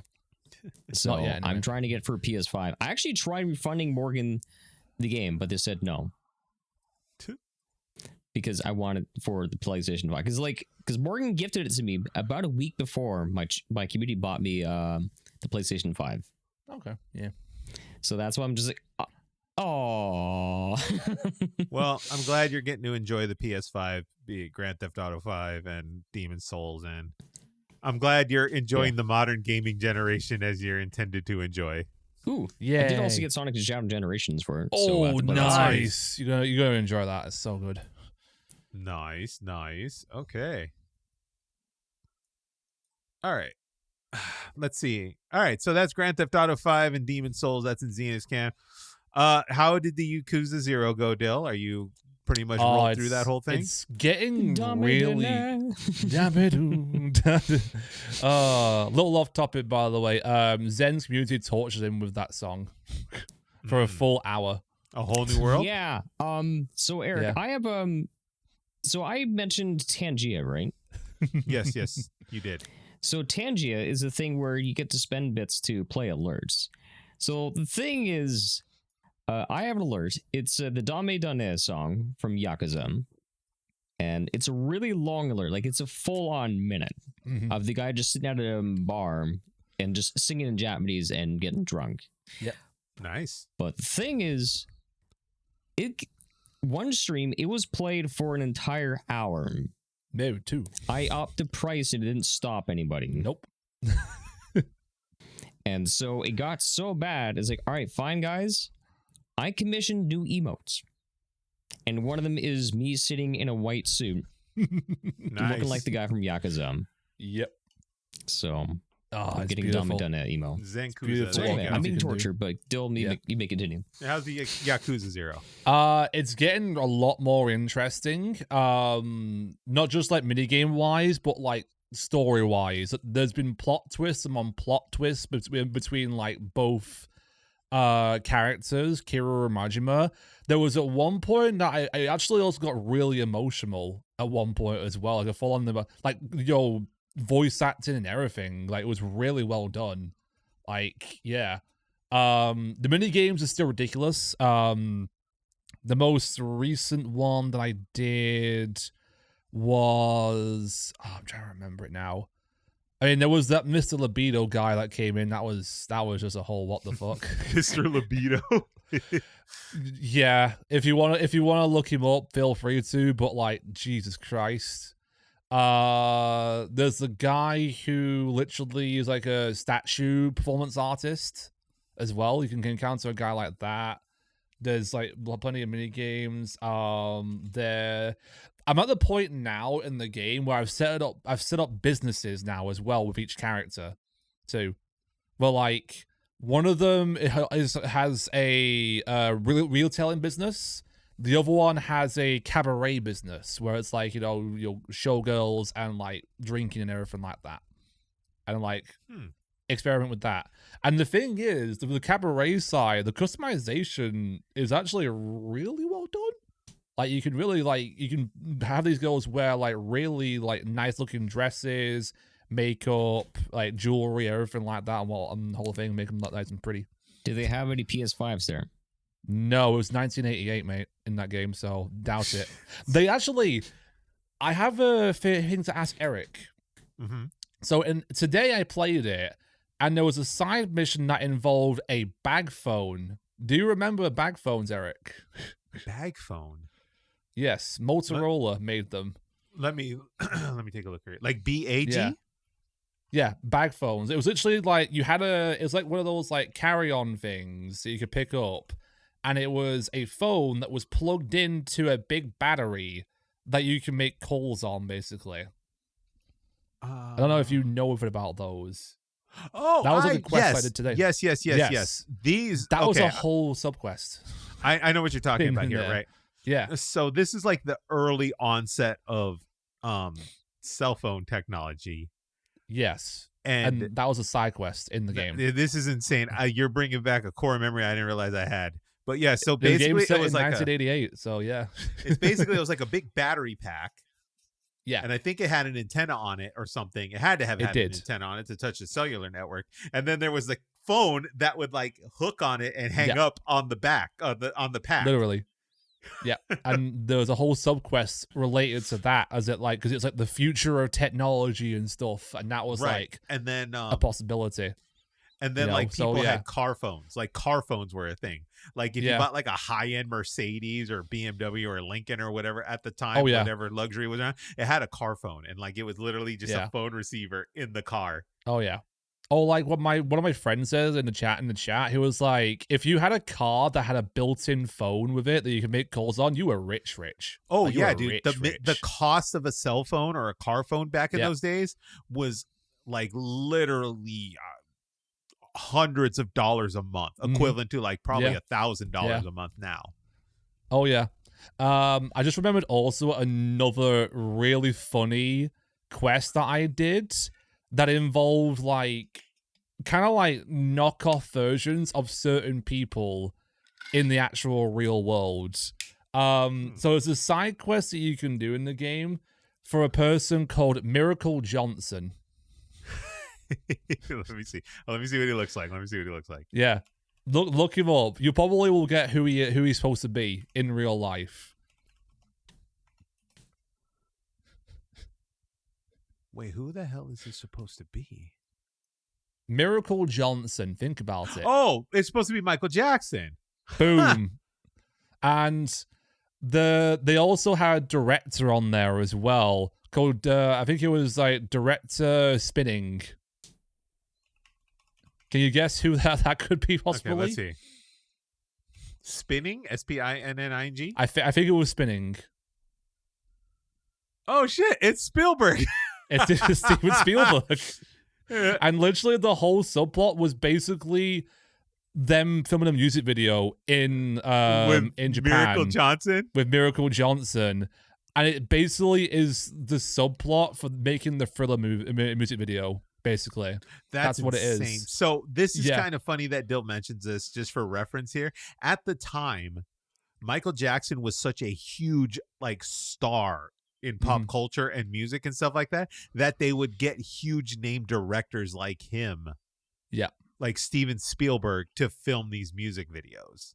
Yeah. Like that's how big a star Michael Jackson was. And it's nuts. I looked it up as well. Steven Spielberg didn't do the Thriller one. I will say that. He didn't do that one. I was a different guy. Yeah. But I'm not sure if he did any other ones. Like, I think they got Vincent Price, who did the voiceover for Thriller. Like, Vincent Price was like an old horror movie, like, icon. Yeah. And they got him to do the voiceover for Thriller, which at the time in the 80s was just a massive, like, huge thing. Yeah. Yeah. It's, this game is insane. And the subquests are, like, the peak of, like, I think the content. While the story is also really, like, emotional and heavy. But the subquests are, like, kind of, like, the fun side of the game, pretty much. I'm gonna go put this on my thing here. Yeah. Let's see. I'm gonna go add this to my wish list because this is the start. The Xbox Game Pass if you want to play on the Game Pass. Oh, good. Maybe I'll go get a Game Pass subscription. That's how I'm playing it right now, literally. Okay. I think all the games up to 6 are on the Game Pass actually. Nice. Okay. Yeah. But yeah, I'm glad you're enjoying that one. That's Yakuza 0. Yeah, I'm on chapter 10 now. I don't know. I'm not sure how many chapters are left, but I'm looking forward to finishing it. Honestly, I really am. And then you're getting humbled by this Pokemon Kaizo again. How far along did we get? So, Poe the Snorlax made it to Agatha in the Elite Four. I have no idea how far that is. I was so to give you context, I was the final boss. Yeah, Elite Four is the final backstretch. I was 3 battles away from beating the challenge. 3 battles, nearly 12 hours into this playthrough I put. And I was surprised it made it because Poe the Snorlax had such a shit level up moves. Like, they were shockingly bad. And yet somehow it made it past my PB. And my new personal best though in Kaizo I'm on for an update, guys, is Agatha of the Elite Four, who is the 3rd member of the Elite Four, basically. So I was 3 battles away from freedom. And unfortunately, I ran out of heals, and I ran into a Pokemon that had such a high defense. I was done. I was done. But you know, what Pokemon did you lose to, Eric? Sorry, not Eric. Dill. Porygon 2, which I never encountered before in my entire playthrough.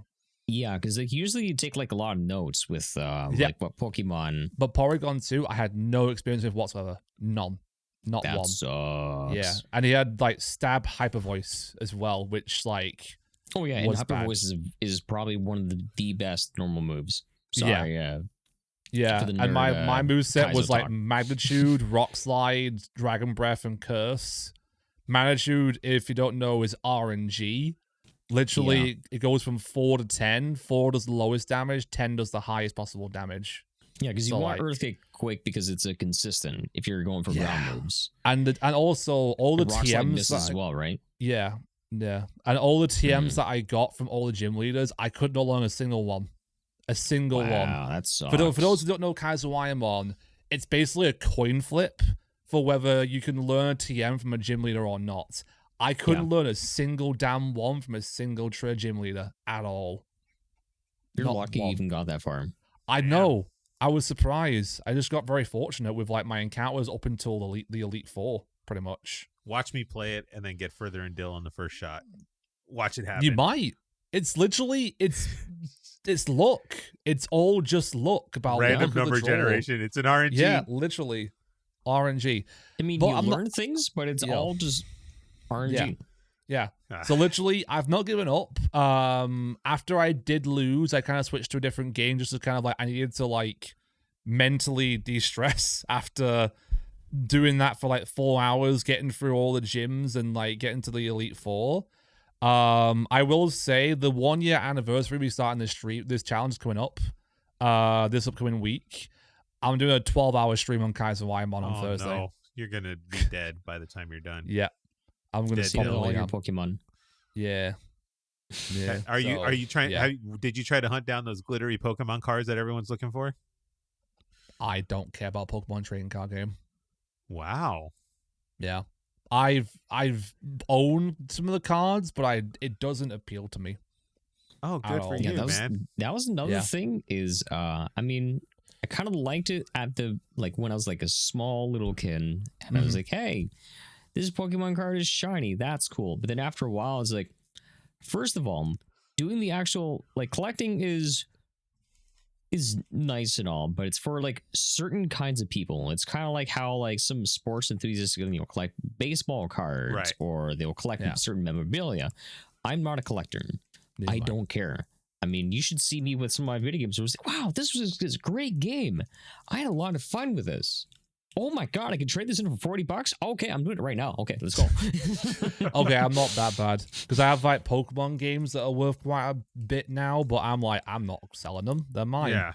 It's one of those things because I'm kind of in the same boat. There's stuff I got that I paid such a decent price for that I would lose money if I ever got rid of them. You have so much memory in playing them as a kid that you don't want to let them go because they're your little childhood heirlooms. And which is crazy enough because my game collecting days are starting to slow down. I have a lot of the stuff I want, but there's always other things I can think of.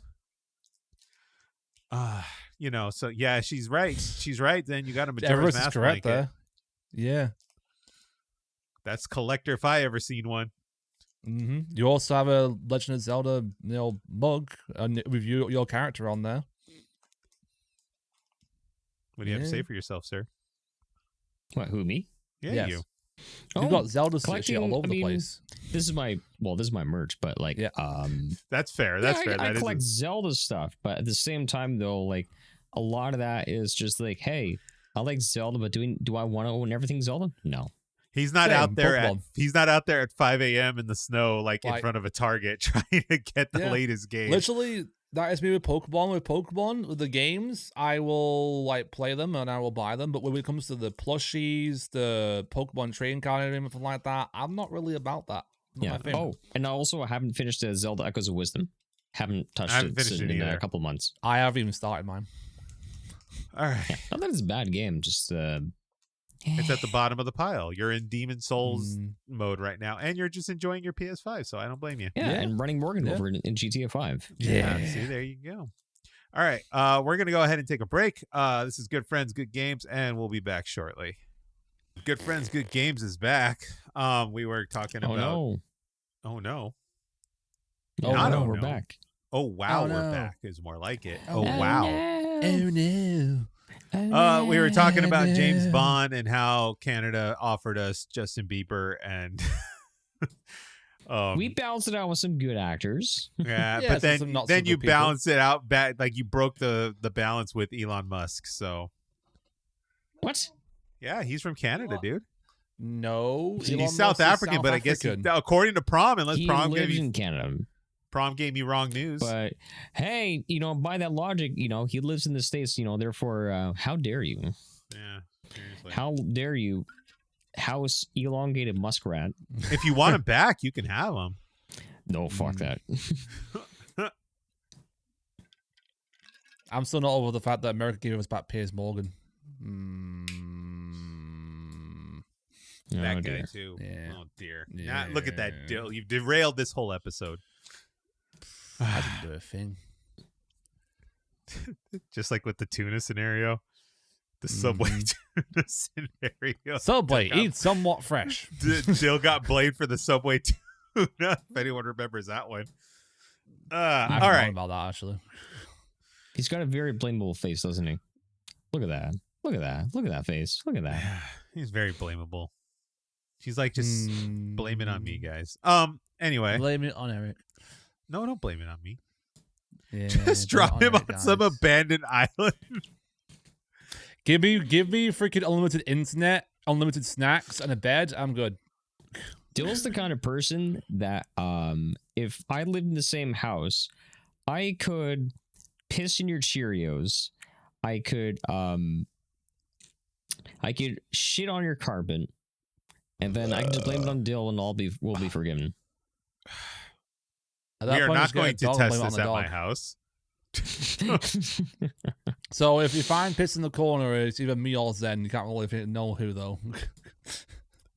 No. I would almost for certain call Zenith the one that pissed in the corner of my house. Oh yeah, there you go. Then. What? I think Pal would too, because Pal likes me. That sounds like such a Zenith thing to do. Yeah. What do you mean? I feel like if Zen got drunk enough as well, he probably would do that. See, long pause, no answer. Yeah, long pause. Yes. I'm just gonna. You know what? You may perceive See, the look, podcast. Just the way how I seen Dill in my home and how he's very like proper and he's a fantastic guest. He's a very polite, like gentle, delicate guest, right? Zenith is the opposite of that. Zenith is the bull in the china shop. The gremlin. You have no idea. I'm the kind of person that if you invite me to your house, I will actually wash my own dishes. I did that as well. People are like, why are you doing this? You're a guest in my house. You're here for only 3 hours. I'm like, just let me wash my mug. I'm trying to help. No, because literally, I offered to do dishes, and Pal was like, no.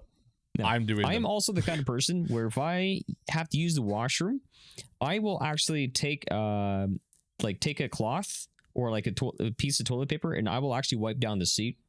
That's fair. Like the washcloth to dry your hands. You're like, you got a wet bottom. Yeah, I fully intend on leaving your house almost as if I was never there.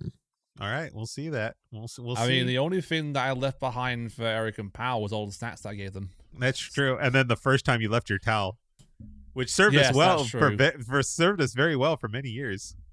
It was a good towel, wasn't it? Just think about this, Eric. Anytime you went to dry your body, you were rubbing Dill's junk in your face. Technically, yes. I mean, hey, you know what? Dill and I are one. We have one in the same. Right. Our junk is touched. Our powers combined, we are Captain Junk. All right. So, you remember back in the early days of online gameplay? Oh, yeah. Now, mime. Counter-Strike? Hell yeah. Dude, I never got into the Counter-Strike stuff. Did you play Counter-Strike Zenith back in the day? Yeah, it was very, very limited that I got to play in. My dad would actually have to be like, "Here, son, why don't you shoot some fools online?" And it was very bad. But sounds like your dad. Guns, fuck yeah, here. Yeah, like I was the kind of kid. I was like 9 or 10 years old, and I was playing Quake and Doom. Nice. It was my childhood. Nice. You had a good childhood, right? Like, So okay, but, continue. So yeah, Half-Life. Sorry, Counter-Strike was one. As well as Diablo 2 online. BattleNet. That was one of my earliest gaming memories. Was BattleNet around during Diablo 2? Yes, it was. BattleNet was around for Diablo 1. Nice. But Really? it just wasn't as good. They perfected it in Diablo 2. But I remember back in the day playing online with Diablo 2 and I was like, wow, I really suck at this game because look at all these people. And then I started to learn like their builds were and what items they were using. And I started to take it more seriously. And that's whenever I played Diablo 2, I know what kinds of items I need to get, what kind of builds I need to go for to like maximize my character, not just, put random stat points everywhere. Because I played it with hackers. Oh shit! I used to hack Diablo 2, and you naughty boy. My brother and I, we would have like fights online where we would go in there with our characters that were like hacked all the shit, and we'd be doing like a million damage to each other, but like we would have like infinite health, so we wouldn't be able to like just touch each other. So they're just smacking each other, and just nothing's happening. It was great. Noise. I'm trying to remember here. Continue. So I'm trying to remember because one of the earliest online games I ever played was like Call of Duty 4, like the Modern Warfare was one of the earliest ones I remember playing. I think maybe before that I played a lot of Quake 3 online. I think my earliest memory of multiplayer game was GTA 4. I think GTA 4 online. I remember GTA 4 online. Yeah. It sucked. It wasn't a great online system, but I played quite a bit of that. Like, just because like it was cool to kind of like go into someone else's game and kind of just mess around and everything. But it was not great. I'm very glad that GTA 5 perfected the multiplayer formula, honestly, when it came to the online system, when it eventually released. Oh, and did you also play StarCraft? Oh, I remember online, StarCraft. Eric. I never played StarCraft online. That one, I came into StarCraft a lot later, but I'm trying to remember what was the system that Call of Duty 4 used. It used to be this third-party system. PS3 and Xbox 360. Oh no, yeah, that for sure. But it was on PC. But there was like some third-party component you had to install to play the online components. It listed all the servers and stuff. I keep thinking of GameSpy, but that's like a website. But there was like this online component, and a lot of games had this back in the day. You used to have to like download this third-party component that you would install on the machine, and that would list all the servers that are available for you to connect to. And I'm trying to remember what it was. Unfortunately, I don't remember what it was. Maybe someone in the chat can enlighten me here and remind me. But this was the old like Call of Duty 4 like 2001 PC days. Or whatever that era was, 2004, 2006, on how to play it. But I do remember that PC wise, one of the earliest ones I played was Quake 3, like Quake 3 multiplayer, and damn, that was a good time. Damn, that was a really good time. I don't know if this was online, had a multiplayer. But I played the shit out of Star Wars Battlefront 2 on PS2. Nice. Like, okay. Original like Battlefront 2. You go. I can't remember if it had a multiplayer. It definitely had a co-op because I definitely played co-op with my friends on the PS2. That was a lot of fun. That's why when they brought Battlefront back on from EA side and everything like that, I was really excited and I bought it and then I played it. That's a good one. That is like an old school good one that yeah, that's a good one that I remember. It was so fun. That I played a lot of the GTA games as well growing up, and I don't think did San Andreas have multiplayer? I don't think it did back in the day. San Andreas, I don't remember San Andreas having multiplayer. I don't think it did. Well, I think 4 was No. the first one that had multiplayer, and that's the one I remember playing like multiplayer on there. It was only 5 when they perfected that. So yeah, I don't know. Ooh. But yeah, Battlefront 2, OG Battlefront 2. Ooh, that was fun. What's another game that I play online? It was.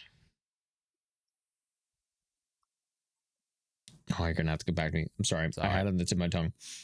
If we're talking PC, I used to play a lot of like Facebook related games on PC when I had original PS3. Who remembers Farmville?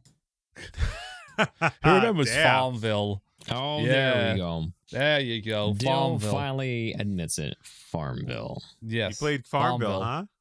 A long time ago. I had a farm and everything like that, and I was playing Farmville on through Facebook, everything. Because Facebook used to do like these kind of like not flash games, but like, you know, games you could play like multiplayer and stuff, and that was one of them. You know. Oh, I used to play it was like these like online kind of like RPGs that are kind of like text based, but like done in the browser. And then you have to like you have like a certain stamina limit, and when you run out of stamina limit, they'll be like, "Hey, would you like to pay money to get more stamina to level up your character?" You can also do like, you know, try and fight other players, but 9 times out of 10, you would just get your ass demolished by another player. So I just did PvE exclusively. Fair enough. So, I think like if anything, like my like early multiplayer games were mostly towards like couch co-op. Yeah. But I did have some amazing times. But yeah, Diablo 2 was definitely like the big game that I played online before, you know, when online gaming became a more, you know, well-used thing that everyone did. Yeah. I didn't really fully get into online gaming until Modern Warfare 2. That was when I was like super into like, you know. Oh, yes. Yeah. So Modern Warfare 2, I think, is when stuff really kicked into full gear. Yeah. That's when it really took off. I remember, and then there was Battlefield 3. Battlefield 3. Battlefield 4. Battlefield 3 had multiplayer, but I think Battlefield 4 had the better multiplayer. In my personal opinion, Battlefield 4. Yes, I would agree with that there. Yeah. But like, I remember playing that because I had an Xbox at that time. Like, I had a 360 during that era, and like, dude, we would run home after work or whatever, and we would all get online and play Battlefield 3. Like, me and my work buddies. That was one of those things we just did, and it ended up being so much fun. Yeah. In my early YouTube days, when I like got home from college or university, I had some like online friends that I would play with, and we would just like make like fun Battlefield clips and then just record them all and everything like that and upload them to YouTube. Damn, Dil was in phase. Some of my earliest videos in YouTube are Battlefield 4 videos because, you know, it was just fun. You know? Zenith would probably be able to answer this better than me. Did the Wii have like multiplayer components to it? So the Wii did. Wii was the first one to actually console to actually have some online multiplayer. Mind you, though, it wasn't very common for like a lot of games. Like, for example, Smash Brothers Brawl was one of the first ones to actually have online. Same with Mario Kart for the Wii. I actually was one of the top players for Mario Kart Wii back then. Nice. Impressive. But that's when I played like all the time. And me just out there with my smug Wii wheel, gold Wii wheel. Everyone's like, "Wow, look at this nerd doing playing online with motion controls." And my brother, one of my favorite moments from playing that game is where so my brother and I, we were playing together on the same Wii, playing online. We were the only 2 Canadians, and both my brother and I were the only people that finished first and second. The rest were all nothing but like Americans or people from South America. And we were also the only 2 people that had motion controls. So naturally, half of everyone rage quit. And then you would get like some like group in your chat, and like the dude had like just some Chinese characters or whatever, and you knew you're gonna get your ass kicked. Oh yeah. Yeah, I actually raced a lot with the Japanese players, and you know, I held up rather well. So good. Do you guys remember like the old school days where you used to have to set up the LAN parties? Like, yep, I was there for them. I don't think that was that might have been before your time. That would have been before your time. Yeah, I'm aware of them, but like I think now because I've watched videos on like how multiplayer were back in the day, but like no, it's before me. So yeah, I had got to play just once, where it was an after school thing where we got to get together in one of the computer rooms, and there's about like 8 of us, and we played Unreal Tournament. Ooh, via LAN party, nice. And it was so much fun. We had funny enough, I'm really gonna age myself here, but when I was going through like IT school, or when I was like really, really young and I was doing IT, like starting to learn IT stuff for career, one of my projects for my final was I set up a LAN party. I set up a LAN party for my classmates to play Quake 3. Nice. And I had like, and obviously I had to make this educational in some way, shape, or form, right? I set up this LAN party, and then what I had to do was like, my teacher would trace the packets and the network traffic and everything to see like how much traffic was being used and what's going. It was so old school, dude. It was like 4 Windows 98 machines, and I don't even think it was a switch back then. It might have been a hub, which if you know computers, hub is old as dead technology. Yeah. It was a hub.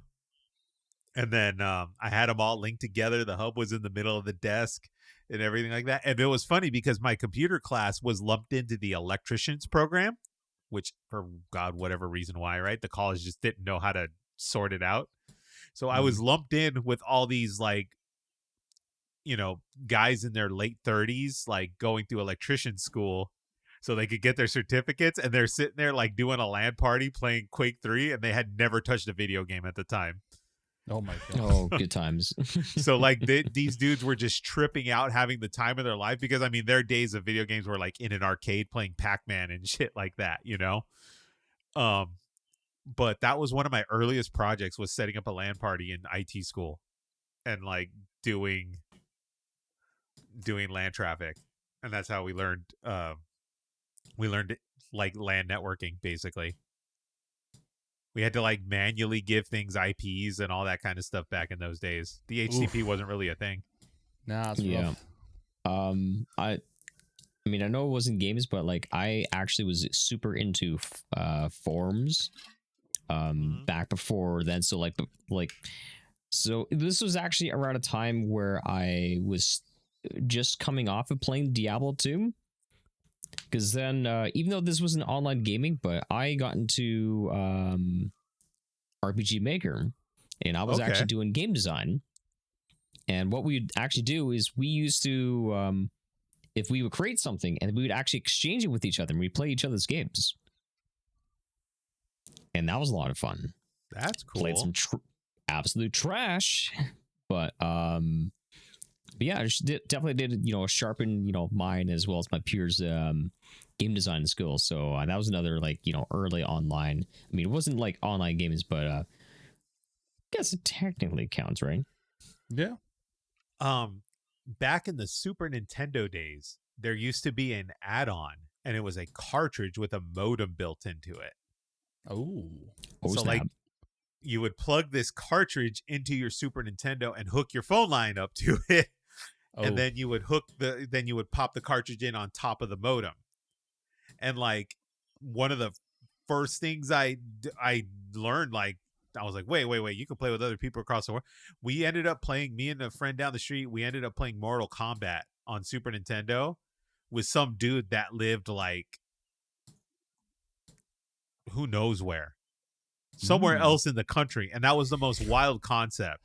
And then, like, that's when we learned to, like, that's how we started trash talking people on the internet. Nice.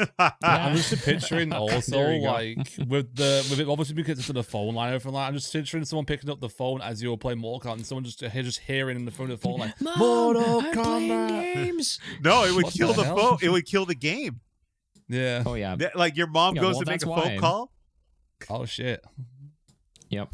I remember that. Yeah, your mom would go to make a phone call and it would like kill your game or whatever. And then that's when like families started getting a second phone line just for the internet because like you would kill your shit. Which is now called the internet line. I didn't understand the concept of, so when you set up like your AOL account or whatever back in the day, right? You used to have to pick a toll-free phone number to connect to. Oh, not a toll-free. You would pick a local phone number to connect to. Like or your provider would give you a list of phone numbers to dial your modem into in your given region so you wouldn't get long distance charges. I didn't understand that concept. And one time I racked up like a $250 phone bill. Ooh. Because I picked the wrong fucking phone number. That was good times. Huh. That was good times. Dad was pissed. Yeah, I bet he would be. I remember the first internet we had was dial-up because we couldn't afford much. I was only really allowed to use it during weekends because it was cheaper during weekends than it was during like weekdays. Weekend minutes, yeah. So yeah. That's like when the cell phones first came out. You're like, dude, don't call me until after like 7 because then your minutes are free. No, this is only like 2010. Nope. Or don't text me because I get texted, or you have to keep your message super small and super abbreviated because you would get charged like 10 cents per like word or whatever, something like that. Yeah, you would get charged like X amount of dollars a minute or something like that. Yeah. What a nightmare. All right, let's move a little forward here. So yeah, early day stuff. Battlefield 2, not Battlefield 2, but Star Wars Battlefront 2. That which is an iconic game in itself. Yep, it is. And then you had the online Star Wars. Remember the Star Wars MMO?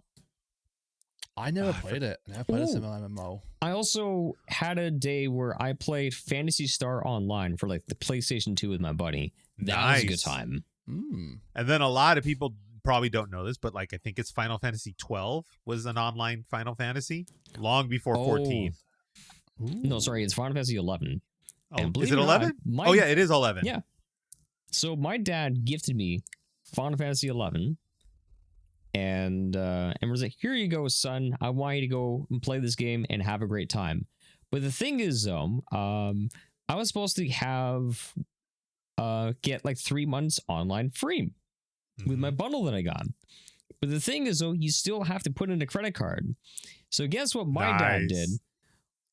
Well, son, sorry, you won't be playing Final Fantasy 11. So I didn't even get to play it. Oh, my dad didn't even want to put in his own credit card on there. I'm like, fuck, man. Just a reminder to like cancel it before the day. That's what you're gonna do. And it's not the first time he did stuff like that. Like, because my dad was also the kind of person where he got me a guitar when I was like 2 years old. My mom was like, "Why does he have a guitar at 2 years old?" And I had it for like a month, and then he tore the thing down and never rebuilt it again. Oh my god.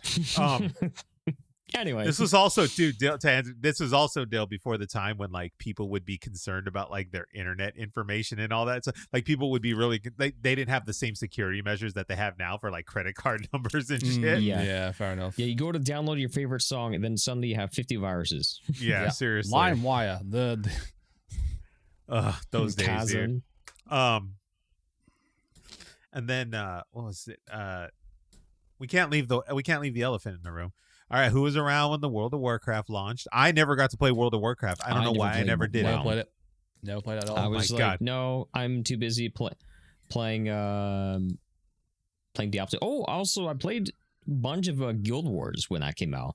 Now, I remember Guild Wars. Now, this was revolutionary because when Guild Wars came out, because this was at a time where there were subscriptions for like not only Final Fantasy, like you have to pay for every month, so like Final Fantasy 11 as well as World of Warcraft.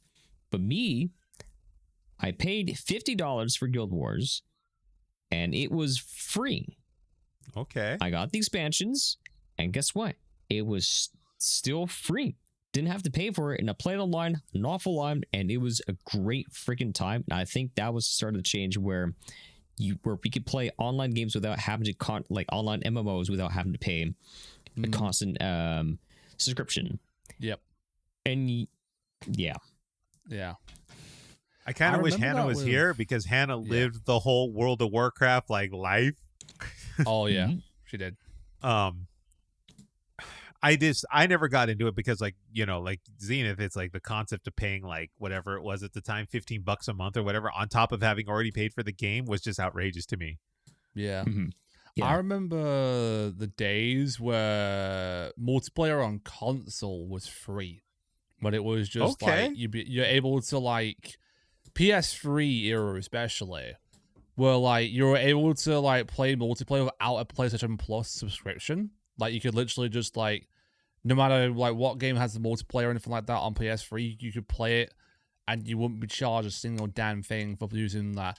It was really Xbox's fault, I think, that like forced PlayStation to make it more required for PlayStation Plus. Yeah, because Xbox did that with the Xbox Live thing that they had, and it made PlayStation more greedy for that, which is why when the PS4 era came out, that's when they began making it on multiplayer online for PlayStation Plus members only, which is what pivoted me more to playing story-based games on PlayStation, and then moving multiplayer games to like PC, pretty much.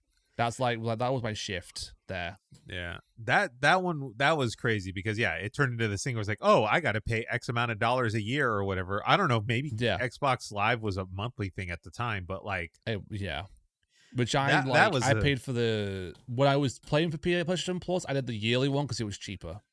Right. Overall. Yeah. I remember having the Xbox Live. Like I paid for Xbox Live for a good minute because me and my friends were all playing on the Xbox, playing Battlefield and stuff. And then, but I don't want to leave out the World of Warcraft thing, even though much of us didn't jump on that wagon.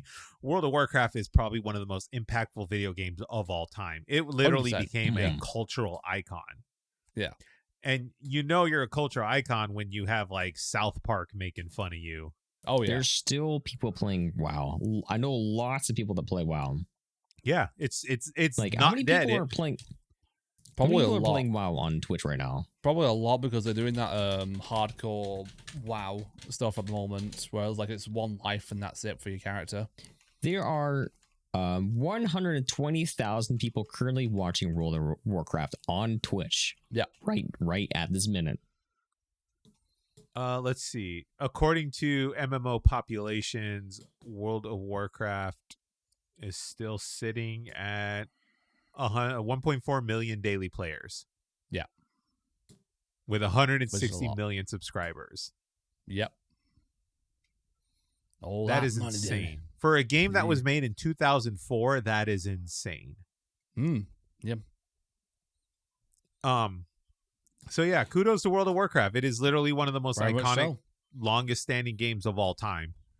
And I don't think it's going to go quietly into the dark. That's going to be one that stings when they eventually do close those down. They'd have to like really fuck up if that would ever go in the dark one day. They'd have to really fuck up, which some people say they have fucked up plenty of times with like World of Warcraft throughout the years. So yeah.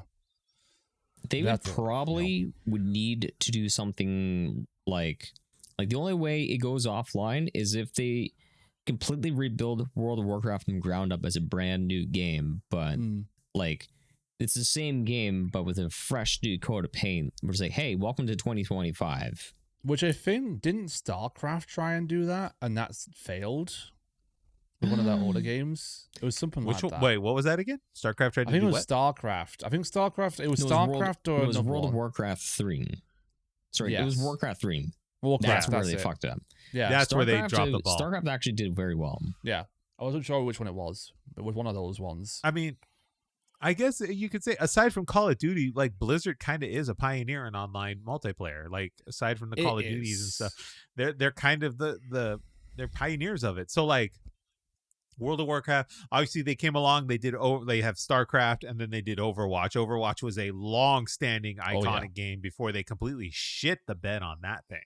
Mm-hmm. Yep. And then nowadays, Marvel Rivals is coming now and is becoming the new hot thing on the market. Yeah, dominating that space right now. You do not need Overwatch 2 if you're playing Marvel Rivals. Yep.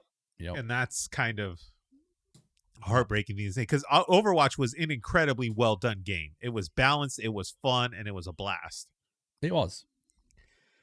And then you have your ones that like Overwatch 2, you wouldn't have Overwatch without, Team Fortress and games like that. There's Dota. I've never played Dotas or anything like that, but they are also long-standing games in this, multiplayer community. And of course, you have Fortnite. Fortnite just changed the way video games are made and released. Fortnite popularized the battle royale genre for sure if it comes to multiplayer, because battle royale had existed for a while at that point. I think H1Z1 was like one of the first iterations, and like DayZ were like some of the first iterations of battle royale. But it got popular when PUBG came out, and then Fortnite became this overnight phenomenon in a way when it introduced its own battle royale system. That's when it took them only like a month, I think, for them to fully take over the battle royale like genre for like that era, and then it was that for like a few years, especially during the late 2010s for sure. I put like about Fortnite. I've put maybe, it says in terms of time, it's in days, and I've got like 40 plus days worth of hours in Fortnite. Damn. And then and then you have your Apex Legends and things of that spawned off of those, and then which actually Apex Legends spawned from Titanfall. Right, from Titanfall. And but that was, Apex is literally just a answer to the battle royale, bandwagon. Yeah. Everyone needed a battle royale. Everyone needed a battle royale game at the time. Yeah. But Titanfall 2 multiplayer was really good. I'm kind of glad that era is dying down and kind of slowly crawling into the night. And then of course you have your League of Legends, which is probably the most popular online competitive game of all time. Game for sure. Riot's, into the foray with that whole thing. Shit's come a long way from, your LAN party setups in the late 90s and early 2000s to what we have now. In a way it's cool and to see where everything we go, but like I think the way things are now, like it's just kind of a bleak future, just the way things are going, like with how they do things now. It's like, how can we maximize our profits off every single little aspect of these games? It's how you do it. You make a good fucking game, and you can be in touch with your community. That's all you have to do. And that's who does that right? Is doing well. With Marvel Rise, but Final Fantasy 14. Look how well Final Fantasy 14 Final does. Fantasy 14 as well. They did that game when it came. Well. Final Fantasy 14 when it came was shit. Like it was legit shit. It was so bad that they went and redid it, and that's where you got A Realm Reborn, and that's where we're at now.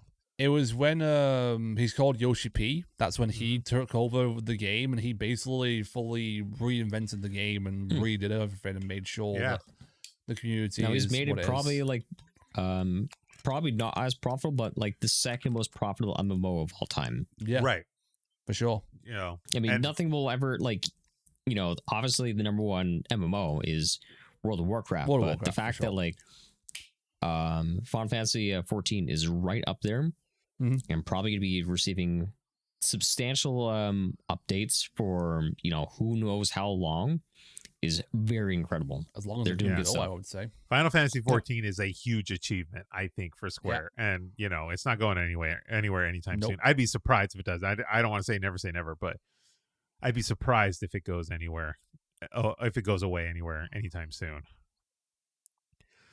We'll see what happens, but a little trip down memory lane for our trip down memory lane, and there's probably going to be more multiplayer games that will come as well in the future. Like that will probably start, revolutionizing or, taking over the internet for a while as well. So. What's the one you wish would come back in full force? Honestly, I'd like it if Titanfall 2 multiplayer came back. Okay, that's a good one. I'd agree. Titanfall 2 would be a good one. Because the whole point of Titanfall 2 was you played the story would teach you how to play the multiplayer, and then you played the multiplayer. I liked that. Yeah, that was a nice little thing. You know what I miss? What? Playing Guitar Hero online or with your friends. Okay. Yeah. Couch co-op or online. That game is so much fun.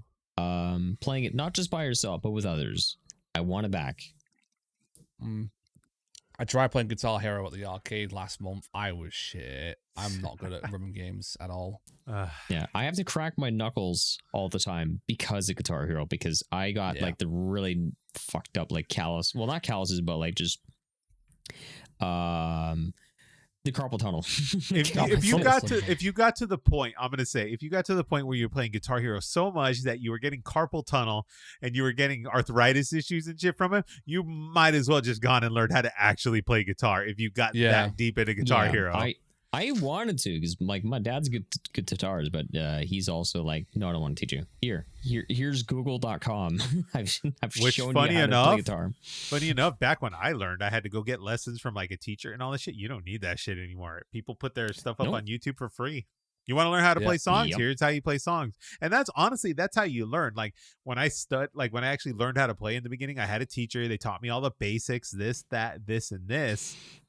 And like, I just lost interest until years later where I found a teacher that was just like, what do you want to learn how to play? And I was like, teach me how to do this. And they're like, okay, but you got to learn how to do this first. And then they would teach you this turns into this. And that's how they did this. And then it became much more enjoyable because like kids want to learn shit that they hear. Yeah. You know, and crazy enough, Guitar Hero did that. Like Guitar Hero taught kids rhythm and like concepts of playing, finger movement, you know, coordination and all that stuff. Guitar Hero does not get enough credit for what like it inspired Guitar kids to Hero do. made so many metalheads. Yeah. And it's crazy how they did that. And it gave a lot of bands like resurgence in popular music because their music was on a Guitar Hero. Same with Tony Hawk. You know, or a lot of unknown bands got huge notoriety because of Tony Hawk. But the one I wish that I came back around out here, I wish the old school Call of Duty Modern Warfare 2 era would come back. Yeah, I'm talking the shit talking lobbies and everything because that was a special moment in time before shit just got butchered. Yeah. That was like the peak of Call of Duty in my personal opinion. Shit just got butchered, right? Like, yes, the lobbies were toxic and all that kind of stuff, but they were hella toxic, like disgustingly toxic, right? But I think overall people just handled shit better back then. Like they realized it was a game and we're just shit talking and then, you know, we're having a good time. And like we don't have that era anymore, you know? No. But there was something special about that one. You get a bunch of your friends and you were shit talking each other and then you were, you know, 1v1 on Rust and shit like that. And oh, I played Rust. Yeah. We actually it was back during my early YouTube days. We actually had a server. But the thing is, though, I stopped playing because I got a text message at about 3 a.m. in the morning that someone was raiding our fort. So I hopped on Rust. I'm like, fuck, get these fuckers out of here. And then they destroyed half of our fort. So after that, I was like, guys, I can't do this. So, because like my brother and I, we were involved. So yeah, we didn't want to do it anymore. That's fair. Good times. We'll see what lies ahead in the online multiplayer world.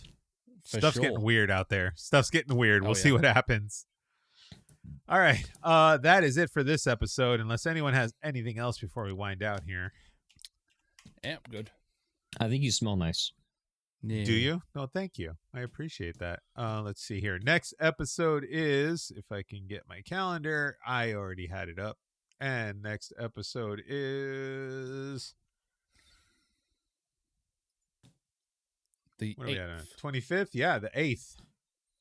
Most likely. February 8th, most likely. So, guys, thank you for hanging out with us today. Thanks for the trip down memory lane and old school multiplayer. A lot less likely to have anyone offended back then because the early days of gaming were overwhelmingly white teenage dudes. Online gamers are way more diverse now. That is true, Prom. Yes, I will not take that away from you. That is a valid point. Yeah. You know, it was an expensive hobby back then. It was. You know. Yep. Different time, different era. You know, I think we handle things with a little bit more responsibility now, so we're all better for it. All right, that is it, guys. We'll see you guys February 8th. If you like what you saw, feel free to like, subscribe to the channel. If you like what you heard, feel free to follow us on Spotify, Apple, wherever you catch all this, all this content. We appreciate you very much. You can get us on TikTok. You can get us on Instagram. You can catch all the clips there. ! Social media for you in the chat here. There you go. Go ahead and follow all those lovely links. This has been Good Friends, Good Games, and we'll see you guys again soon. Bye.